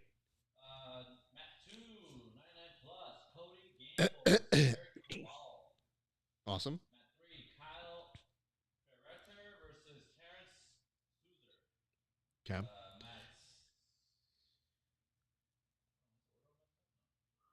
5, Seth Anakin versus Taylor Johnson. And mat 6 is Trinity Pun versus Jenna Dether. Can you tell me on mat 5 if that's regular 99? I don't think those are 99 plus. 99 minus. Okay. 99. So, The other ones are 99 plus. so we're circling back to 99. Why do you keep even laughing? Dude, I cannot tell you. You have to understand that anytime you ask me a question about something that they're doing from a technical standpoint, I cannot answer it for you with the coherent version. It looks like Trinity did, I think. If we could double check that, that would be great. Let me see what we've got in the comment section. Please feel free, like, subscribe, share, all that good jazz. Appreciate you guys for watching. Thank you guys so much. I'm going to check on over on Twitch. Thanks, you guys. Can you show matches? No. Pretty normal. Let me see what Quentin and Quentin move it on. Great.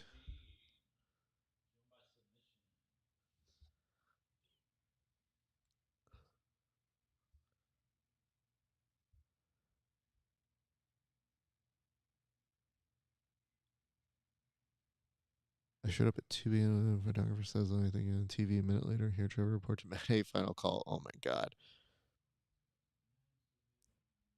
Want to give a shout out to friend one, Trevor Humphreys. My man showed out today. He will learn, but he's good call. Oh my God. I love that Cody Steele's update is just this. Of course he is. You know, he sent me a message because I think I responded to something, and he just goes, dude, I'm going to put all these guys on blast this week. He goes, just wait. I'm going to be tossing bodies all day long. And I go, I believe you, dude. Like, I don't know what to tell. And the thing is, dude, that was a week ago. Like, this dude has been dreaming of suplexes for a week. Absolutely. The mayor, indeed. The mayor of Suplex City. One, Cody Steele. So Pat Chigali got a bye. He's already into the round of 32. I guess so. Why mess around? Why take somebody's ACL, you know? At this point, just fucking we'll see. We'll see. I think they are spreading them around. Okay. Sick. Do you want to grab food? Do you want to eat now, or what are you at? Awesome. Thank you, sir. I appreciate the help. How many times have you run into the punching bags here? That was the first time just now. That's what I thought. I was like, you know what? I'm very surprised because I was so afraid of that yesterday. I try to be considerate, Octavio. I try to put it in a way where you wouldn't be doing that. I'll take safety boundaries. Yo, I have one of my first, I think this dude's on Juice accusations here. What, does he have like just giant traps? It's just, dude, there's like, yeah, you can do some sit-ups and push-ups. And then there's whatever this dude's on in the 99 plus. He's on Brazilian acai. I'll just, The only listen, natural acai there is. I want you to tell me juice, It's still on TV. I can still see him right now. juice or no juice. Easy. This is gonna be easy. And I feel like it doesn't even do him justice. You have to see him standing up. The guy that's bent over right now. Mat 8. No, Or is he on mat 6? no, 5, 6, 7. Sorry. 7, The bottom guy. top. So again, I think it helps if you see. Oh, I want to say, That's a big ass arm. I'll tell you that much. But we'll see. I think if he ends up getting this, which he could, like, do the math. This dude doesn't look like obese big for 99 plus, right? Yeah. So then how is he able to be at that weight class and have it be competitive in a way where you go, oh, looks like Sloan is back on the mats. We'll be seeing him momentarily. Yeah, if this dude wins, just keep your eye on mat 7. And we're playing everybody's favorite game. Juice or no juice? Mat 7, juice.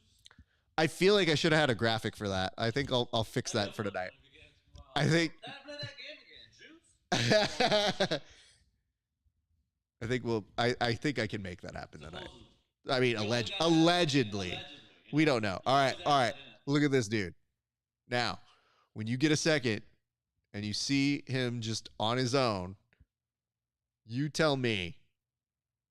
I mean, he just threw that big old dude down, no problem. Again. I'm on the fence. Yeah, you're on the fence? Could be on it. I mean, it's possible to be like that, maybe. I don't know, dude. I think Homeboy is enjoying the fruits and labors of all the finest technology science has provided the muscles. I mean, at the same time, like, they don't really truly drug test in our sport. No. The number of people that can cheat or can easily slip out because no one's really checking. Yeah. People are cheating. Except for that 1 year, IBJJF chose to do it, and half the people. Yeah. That's my favorite. Oh, okay. Look at this dude.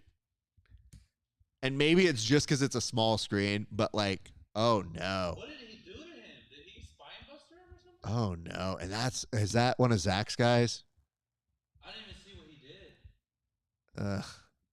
And the sad part about this format, the way they do this is there's no replay. Yeah. So it's literally just like, you missed it, fuck off. Oopie doopie. Well, now I think he's on juice. Oh, now that you... Oh, now that he's... God, that's the saddest fucking hair. By the way, this dude feels real bad. He didn't feel bad. I mean, I think he felt somewhat bad. Oh, no, he's definitely in the competition. I don't give a shit. By the way, can I point this out to you? One thing I did not pick up when Sven was here is that, you know, Sven is maybe the nicest person I roll with. And, like, granted, he rolls very well. But I like when I was like, yeah, you know, you're not going to be competing anymore. So look, I still compete in the gym. And I go, have you been competing with me this whole time and I didn't know it? Because, like, I don't think of it as competition with him. I mean, he's better than me. So I'm just always like, yay, fun. I'm like, oh, shit. No wonder he fucking has, like, a ninja assassin. He's the only person I know that can play a slower game than me. That's slow. But not only aggressive, but like a million times more technical. Oh, dude. Oh, no. Oh, shit. Well, I want to point this out. You know it's never good when somebody does the sign of the cross. God, dude. Yeah. I mean, he's moving. Oh, you know what? I think that wasn't just anybody doing the sign of the cross. That was, I believe, Tom the Blast doing the sign of the cross. I think so. Or, no, I think it's one of the Bethlehem boys. Oh, yeah, Jonathan Blank? You had Blank and, what's his face? Zach. Oh, yeah. Absolutely. Seemed like a good kid.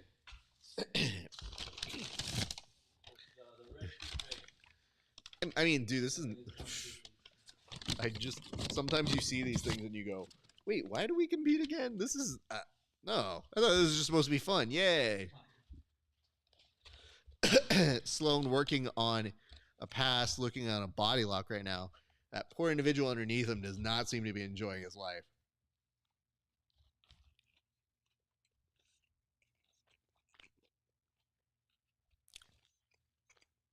All right. We are now, what is this? We're now approaching. I mean, we're getting pretty close. I still think I put it at 3:30 to 3:45.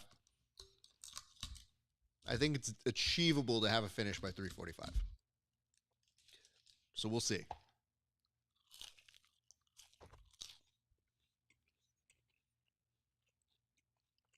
If we keep at this rate, I should say that. Because we still do have a number of matches to go, right? Yeah, we still do. We still have to do all the men's 99 regular divisions. Okay. No one has advanced to the round of 32 yet. Okay. Are they at 64 though? There are 64s all shoulder. Okay, right. Yes. There's one person on there that just says J. Dot. No last name, just J. Dot. And then 99 plus. We still have.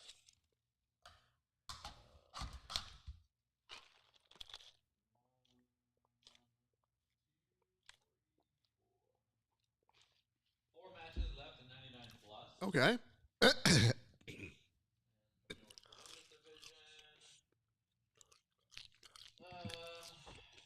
55 done. 65 needs 1, 2, 3, 4, 5,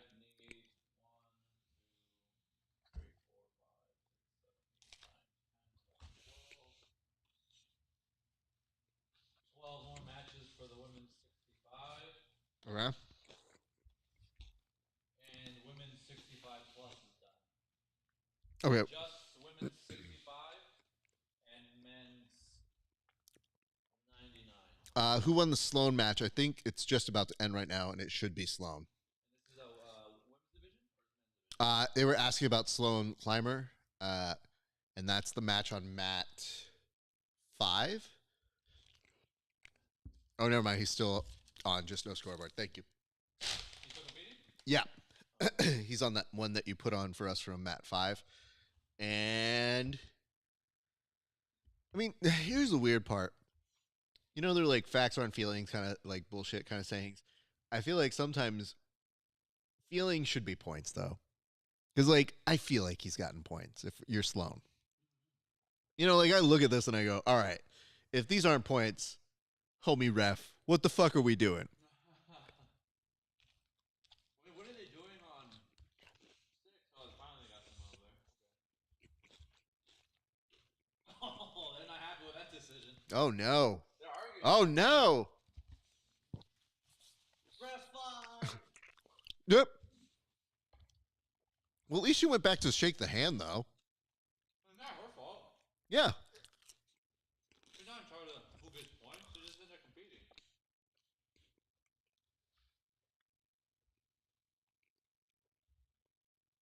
Oh, wait.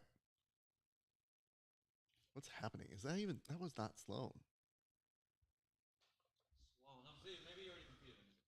What was Red reaching for there? That's a great question. Well, the dude? Yeah. Okay. What weight class? Big boy. That wasn't Sloan, I don't think. I think we're on the same page now. Maybe I need to get this TV not in 720. Although, Climber, C-L-Y-M-E-R. Just a guy with braids. Well, yes, obviously that's what just happened. We racially profiled, I understand.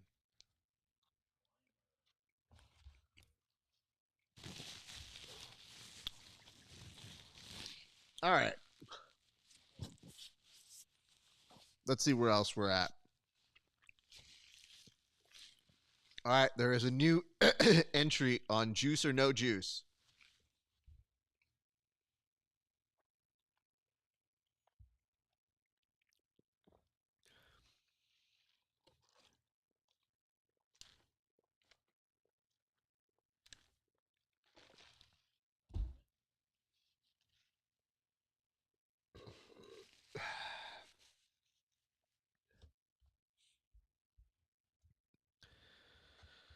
Whew. Yikes.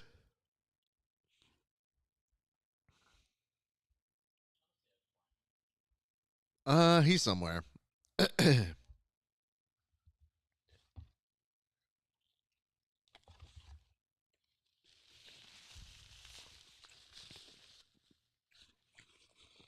So, Octavio, I need you to look at mat number 5.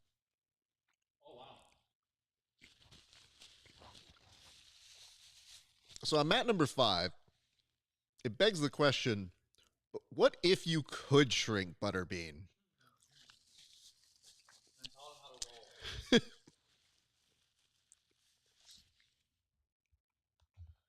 Well,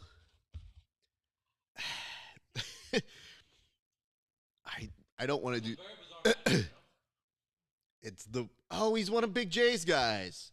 Okay.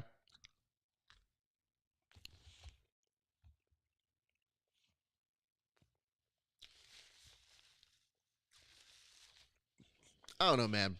Maybe if people lose too many times in their division, I think we just send them to plus 99. I'll say that big dude. Mhm. He's very gentle. When he goes for like takedown, he just kind of like. I think you're absolutely right. I noticed that too. He's like, I don't want to hurt this guy by accident. That guy's not on juice. I was about. He's gentle here. You know what? I take it back. He's not on juice. He's too nice. You're right. But if out of nowhere he just shoved his hands up, double-legged him, and picked him up and slammed him, then he's back on Yeah, juice again. absolutely. Let's look how nice he is with his entries to the takedowns. He's not even moving fast. Okay, but let's do a quick thing. Is he doing it because he's like, dude, I don't want to make this look bad? Or is he just like, if I make the wrong move, all this is going to fall on me? Absolutely. I think he Oh, no. Wait, okay. Shit. Is he trying to give this dude like a good match? Like, I don't know. It looks like he's like, this is my friend. I know this guy. I'm not. no. Oh, no. The end of fucking Toy Story 3 is happening before us now. No, you have to do it, dude. I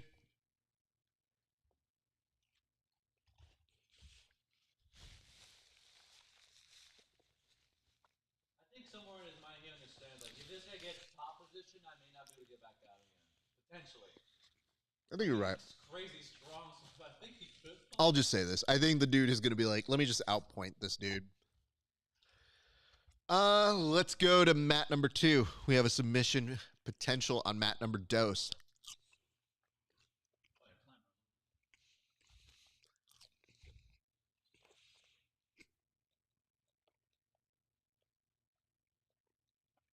Also, I will say this. This is a tricky region because if you are taking the back, I think you're right. I think you almost fear you're going to lose it. He's one of those guys, like, if you roll with big guys, like, them rolling from, like, their back to side control is a lot of momentum that could easily throw you off. It's like, true. You got to be very, very smart where you put your weight on a bigger guy. Oh, I think that's Paul Ardila. So good to see him, friend of the show, lawyer and black belt. Monster.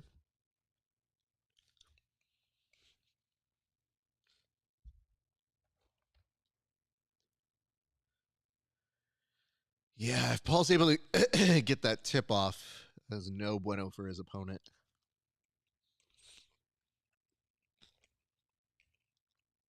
Dude, it astounds me that you can go this long without having a scoreboard at all.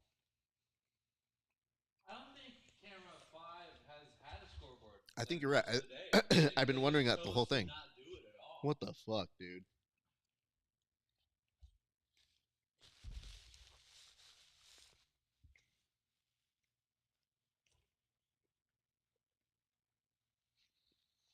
He's gonna get the submission now, dude. Oh, you got it? Yep. Okay. That was 100% like he was being real nice and gentle. Unless like that's his game. Like I'm the really really big guy that comes at you very very gently.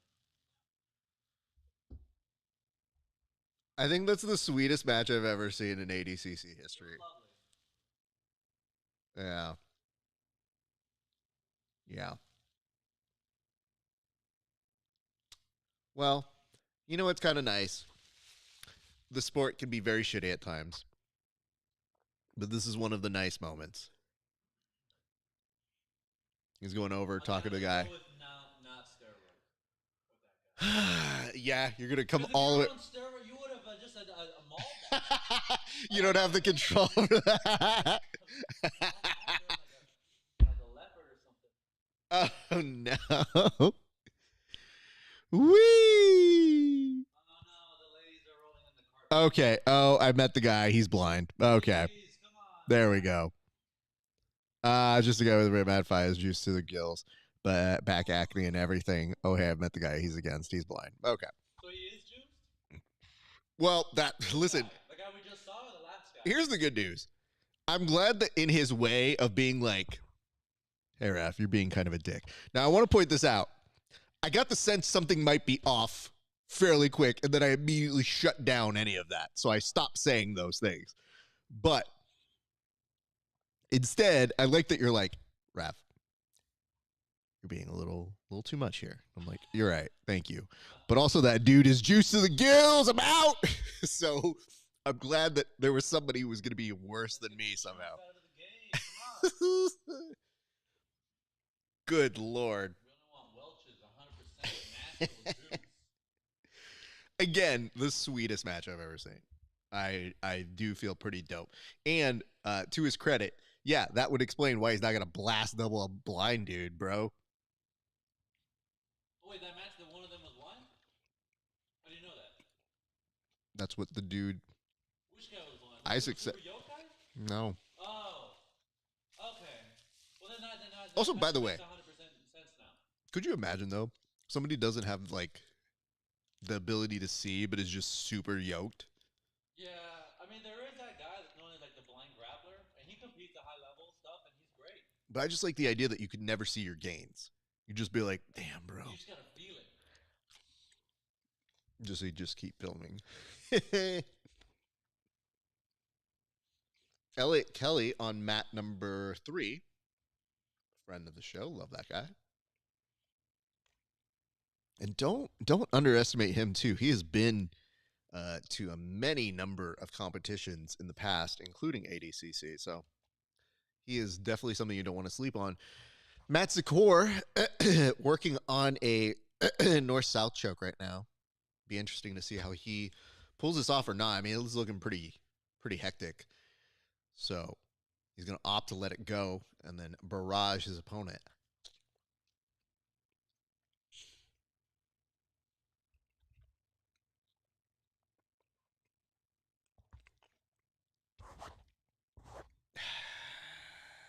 All right. Let's see where we're at. Brown versus Byron Thornton on mat 1. Gabriel Shepard, I imagine, versus Joshua Higgs on mat 2. Elliot Kelly versus Kyle Mayers on mat 3. Matt Sequel versus Martin Albelaz. Ashley Cox versus Vanessa Cherry on mat 5. Ooh. Well, it's almost not on mat 5. They were starting to run out.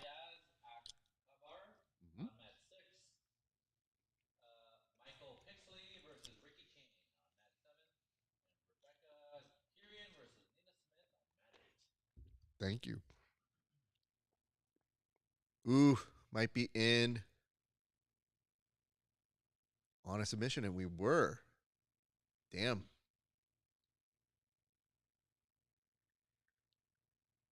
Wild how that one went. Good on that. I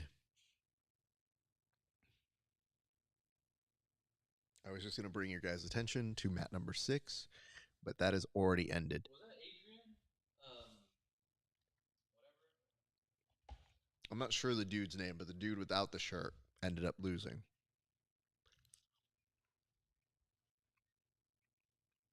Is this Devontae Johnson?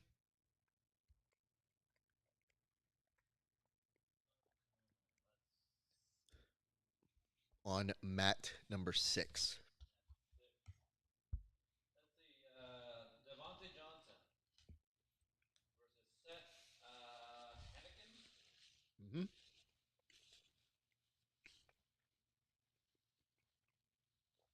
Yo, Buddy Ref is clocking his watch right now. I think he's got a date. Who is? The homie ref? Homie Ref, dude. I think he's got places to be. No wonder he's not talking to people as much anymore. He's kind of like, fam. Yeah, I was too many people's friends, and too many of my friends lost today.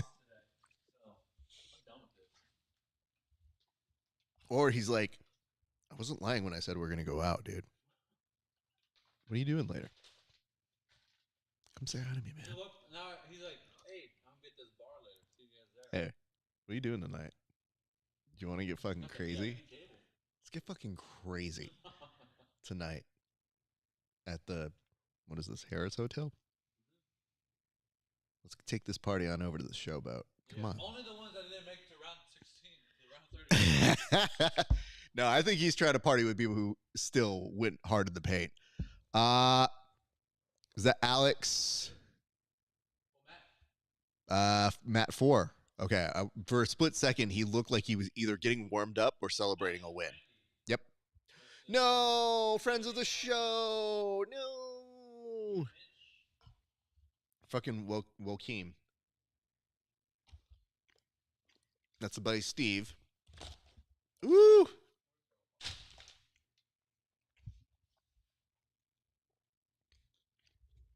That's actually going to be a really good match. Let's go ahead and put that one. Matt 4.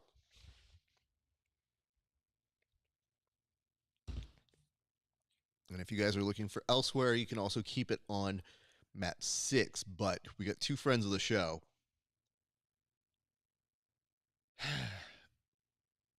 Careful with that hand. Which one? Oh, when you're talking about the posing one? Yeah, I know. I thought about it. But yeah, I'm seeing this. Oh.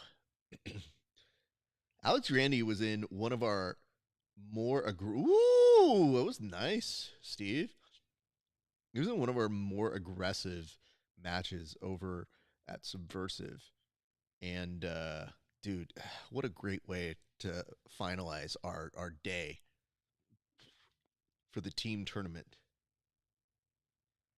Just really fun to watch. Nice arm attack there by Steve, who's now trying for a sweep. Can't quite get the motion to move him. And as a result, has sacrificed an underhook. There's 4:33 left to go, so we're not quite at points just yet. Uh-oh. Alex now in mount in a very solid position. Joaquin really going to have to be careful here.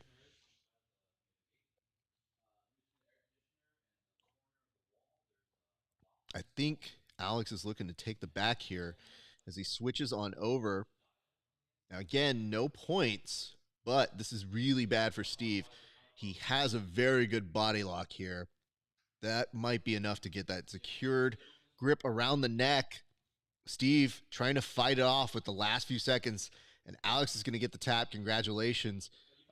Fortunately, Captain America does not make it today further than the round of 64, but still forever in our hearts. And congratulations to other friend of the show, one, Alex Grammy, who's a beast. Love that guy. I hate when our friends fight each other. But it happens a lot, so you just kind of have to get used to it. So again, we're making good time. We're making good progress here. They're going to reset the action for the Devontae Johnson match. And on mat number 4, it's definitely beard versus beard. Who's got the more scruff?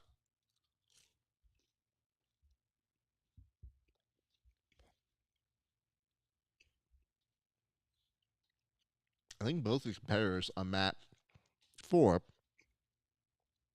look like they are in a space of like who got out of bed more.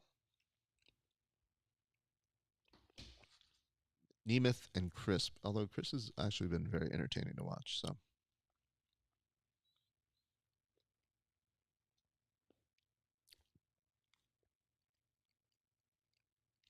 dude, it's so weird whenever you see that. Like, anytime somebody has long hair or dreadlocks, I always get nervous that I'm pulling on them.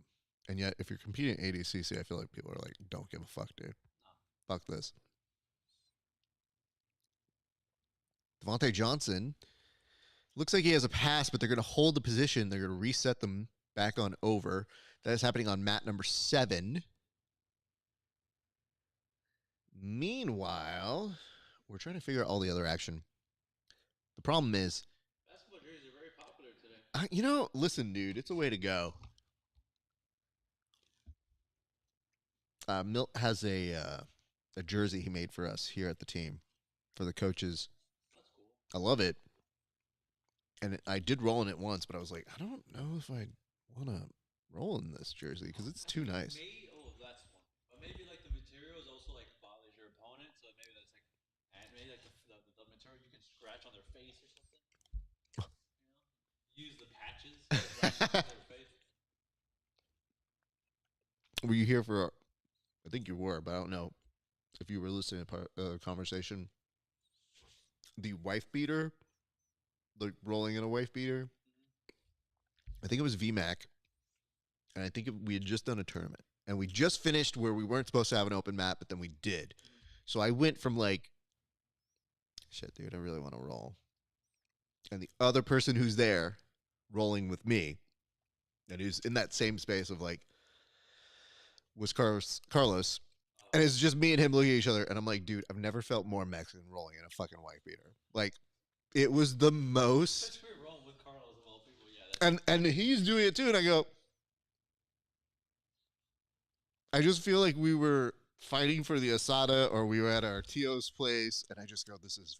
And the worst part is, maybe your brain goes here, but my brain goes, no white person can walk in on this. Oh, no, yeah, because they're going to be like, yo, this is the most stereotypical shit I've ever seen in my life. They're like, where are the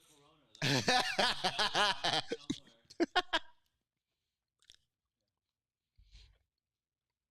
But the amount of self-consciousness I had because of the little, like, nubs on it, the little fringe on the wife beater.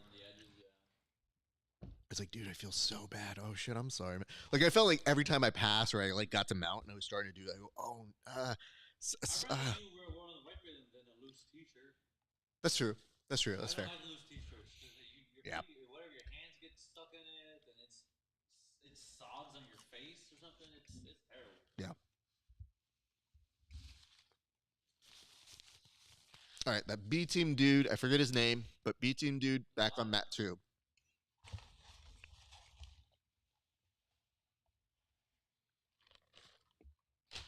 I still love the fact that you were downgrading someone's juice just because they were the nicest human being possible. Absolutely, because if you're not using the juice he's using the juice for good. for better humanity, okay? This is the best. That guy changed my mind. He did. Now I'm gonna get on juice. I want to be as nice, as muscular as that man. So let me get this straight. If Gordon Ryan was just a nice dude, then people will like him, but then there'll probably be a lot of people that like him. He does a lot of charity work, dude. Oh, Adam Bradley. Adam Bradley on mat number, is that 7? We have Gordon Ryan's favorite person, Adam Bradley, versus Kay McDaniel. Dude, Bradley, another one of those people who have been in marathon matches. What a fucking beast. A good training partner of Bobby Winter. Many of the folks in the greater region of San Diego. And damn, we've got some 10th planet friendliness over here. Burbick now pulling guard. He is on mat number 4? 1? We'll get to you in a second on that one. Mat number 4. I am correct on that. Oh my God. This is so ridiculous. I love the fact that as we're watching all of these people, you have these lull moments. Like, that's the weirdest part about ADCC. We have a submission on deck for, I pressed 3, but it's supposed to be 2. Apologies, everybody. It's already done by now. But the B team individual whose name escapes me. Yep, still don't know how to pronounce that. Crop shot. Yeah, let's just call it that. Crop shot. He is advancing. Good on him. Yeah, I will tell you this, dude. It is very interesting to see how you get these lulls, you get these moments where nothing's happening. You feel like, oh, I'm not invested in this match or whatever. Maybe there's 8 different matches going on. You're like, I'm just not invested in these matches. And then 2 minutes later, it's like, oh my God, 14 people are on the mat. Which one do I want to watch? I like this person. I know this person. Ah, shit. So I don't know exactly how they're spacing it out, but it is very, very interesting.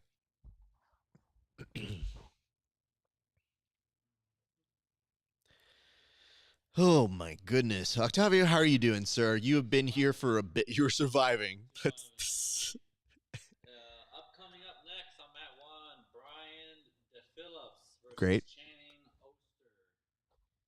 Mat 2, Calvin Tacey versus Robert Eaton. Okay. Mat 3, Bobby Eaton. Grout versus Musa Raza. Okay. Mat 4, Kevin Burbage versus Matt Pontano. Yep. Mat 5, Daichi Goto versus Kevin Gallard. Mm-hmm. Mat 6, James Brasco versus Nicholas.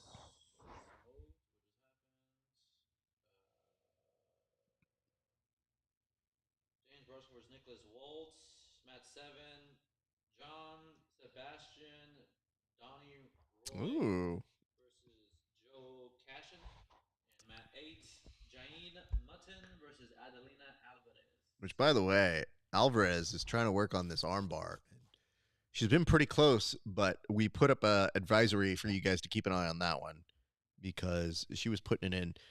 Daily Stack says, I love Burbick's style. I do too. He's under a little bit of pressure right now, but seems to just get out of it with relative ease. And holy shit. Did you just see that position? Yeah, it was weird. Wow. Did he just sneak out and get him in a Kimura? Yeah. Or was that time? See, look at this. Do you understand how bullshit this is? That you see an amazing submission, and instead of a replay, you go, ooh, replay. It's a commercial. God damn it. It was so cool. I want to see it again. So it was a duck out into like a Kimura, yeah. Fantastic. Damn. You motherfuckers. Like, ready for a replay? It's just, it fucking is demoralizing because I go, ooh, I get to see what. No. BK, have it your way. BK. I don't know. I know the theme song though. I didn't even know they had a theme song. They do. They put it on all the fucking commercials for sports. That's it, dude. And legitimately, I wouldn't know it unless it was like on. Oh god, now it's off center again. Shit, it's really I know they don't care. I care. It's okay. You have lines literally on the building. They have all kinds of ways to properly know. Like, even if you aren't doing a grid, you just look at it tilting. And this women's match is over. Winner on Huzzah. Mutton, whatever her first name is. Jay Mutton. Jay Mutton. I think it's Janie. Don't know. I think at this point, I'm just not going to learn full names. I thought he was throwing knees for a second. I swear. He was throwing knees at him. Perhaps a sign we've been on for a bit. I think we may have to restart the program in 30 minutes, depending on how this goes. Yeah, so keep an eye on things. I thought you said Bobby was competing, or Robert Emmons. Yeah, he's on mat 2. Is he? Oh, I don't see him. Okay, good. Very. DePhillips, Jim, NA. The fuck you mean, NA? It just says next to his name.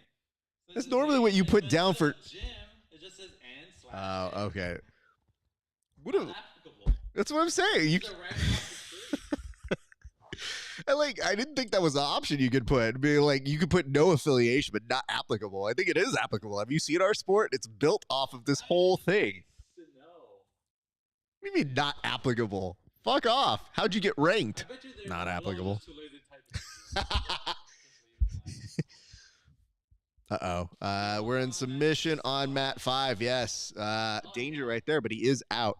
still interesting to see the interplay and homie ref pointing out people like, yo, who coming out with me tonight? Who coming to the club?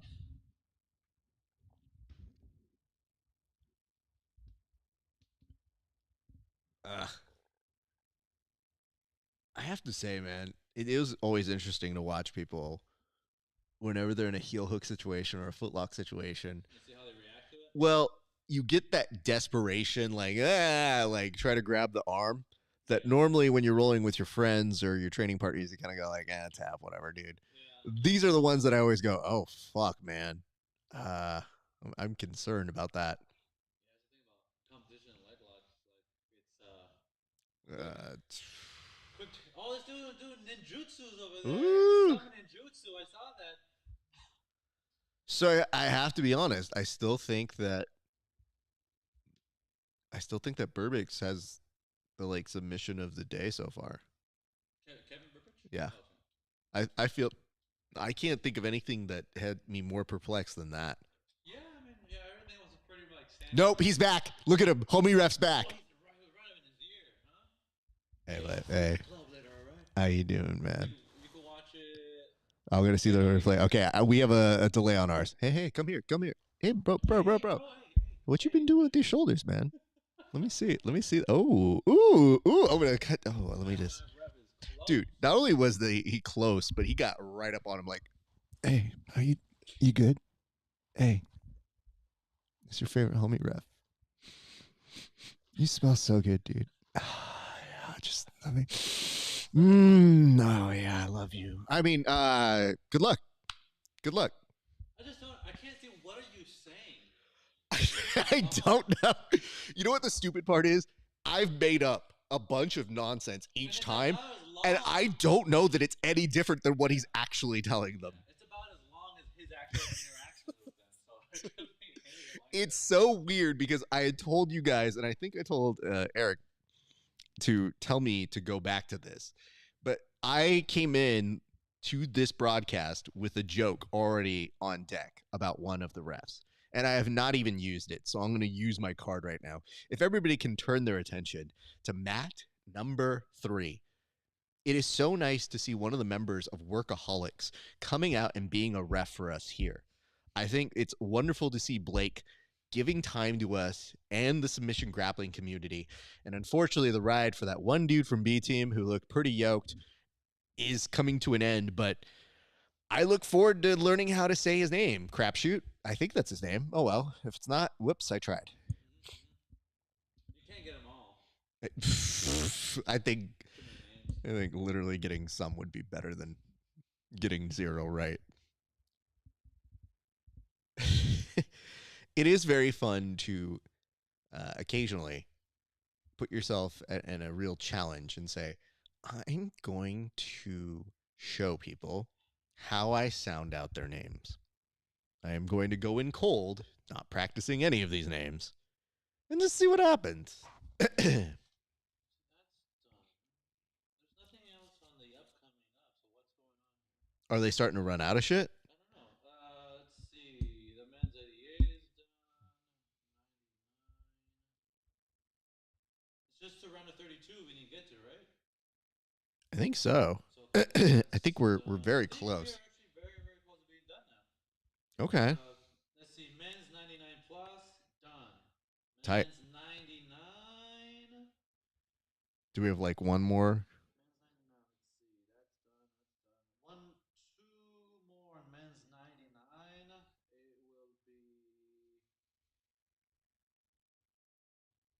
It will be Rosenborough. Okay. Schossman and Brasco versus Woltz. Okay. And I think all the other men's divisions are done. Yep. So. Going to the women's real quick. Okay. We have one more women's match. Okay. Which is on mat 8. So winner of match 8 will be the final women's match. Got it. Of the day. Ooh, and so I think. And I think she's trying to make it happen. Look at this. We got a submission notice on this. Ooh. Yeah. Because you're going to lose by points anyway.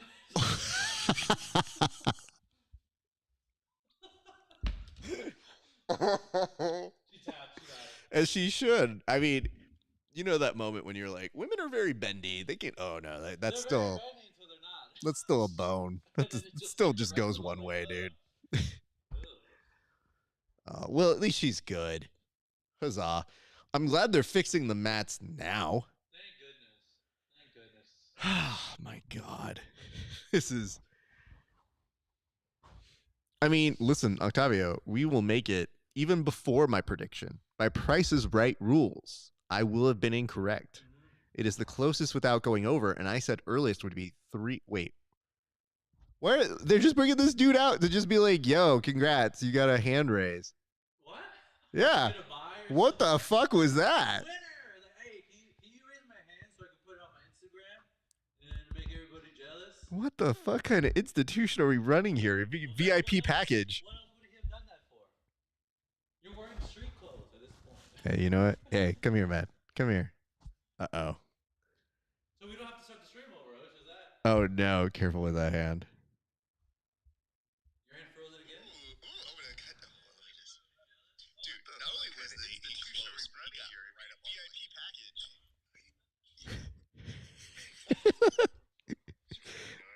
That's a great bag. You need to use that. Smells so good, dude. Just. You know, I have to tell you guys this, and this is full honesty zone here. I've always wanted someone to cut clips from our show, and I finally got my wish today. That was legitimately one of the funniest things I've seen somebody do for us. I'm so glad you did that. Thank you so much, Isaac. We'll put that up tomorrow. I like the idea, and you guys can tell me differently. Maybe some of y'all know Homie Ref, but I don't think I am anywhere out of bounds by doing any of this. But his name is Homie Rep, so like you can't be upset about it. We just made him, we made him a star today, guys. Star and Oh shit! Oh, okay. So they're actually condensing all of their stream. all the other streams and are only pushing this one. Okay, so this is interesting. Tomorrow, are they condensing down to like 3 mets? How does tomorrow work? I don't think they will. Because you're figuring you're doing 64 on down.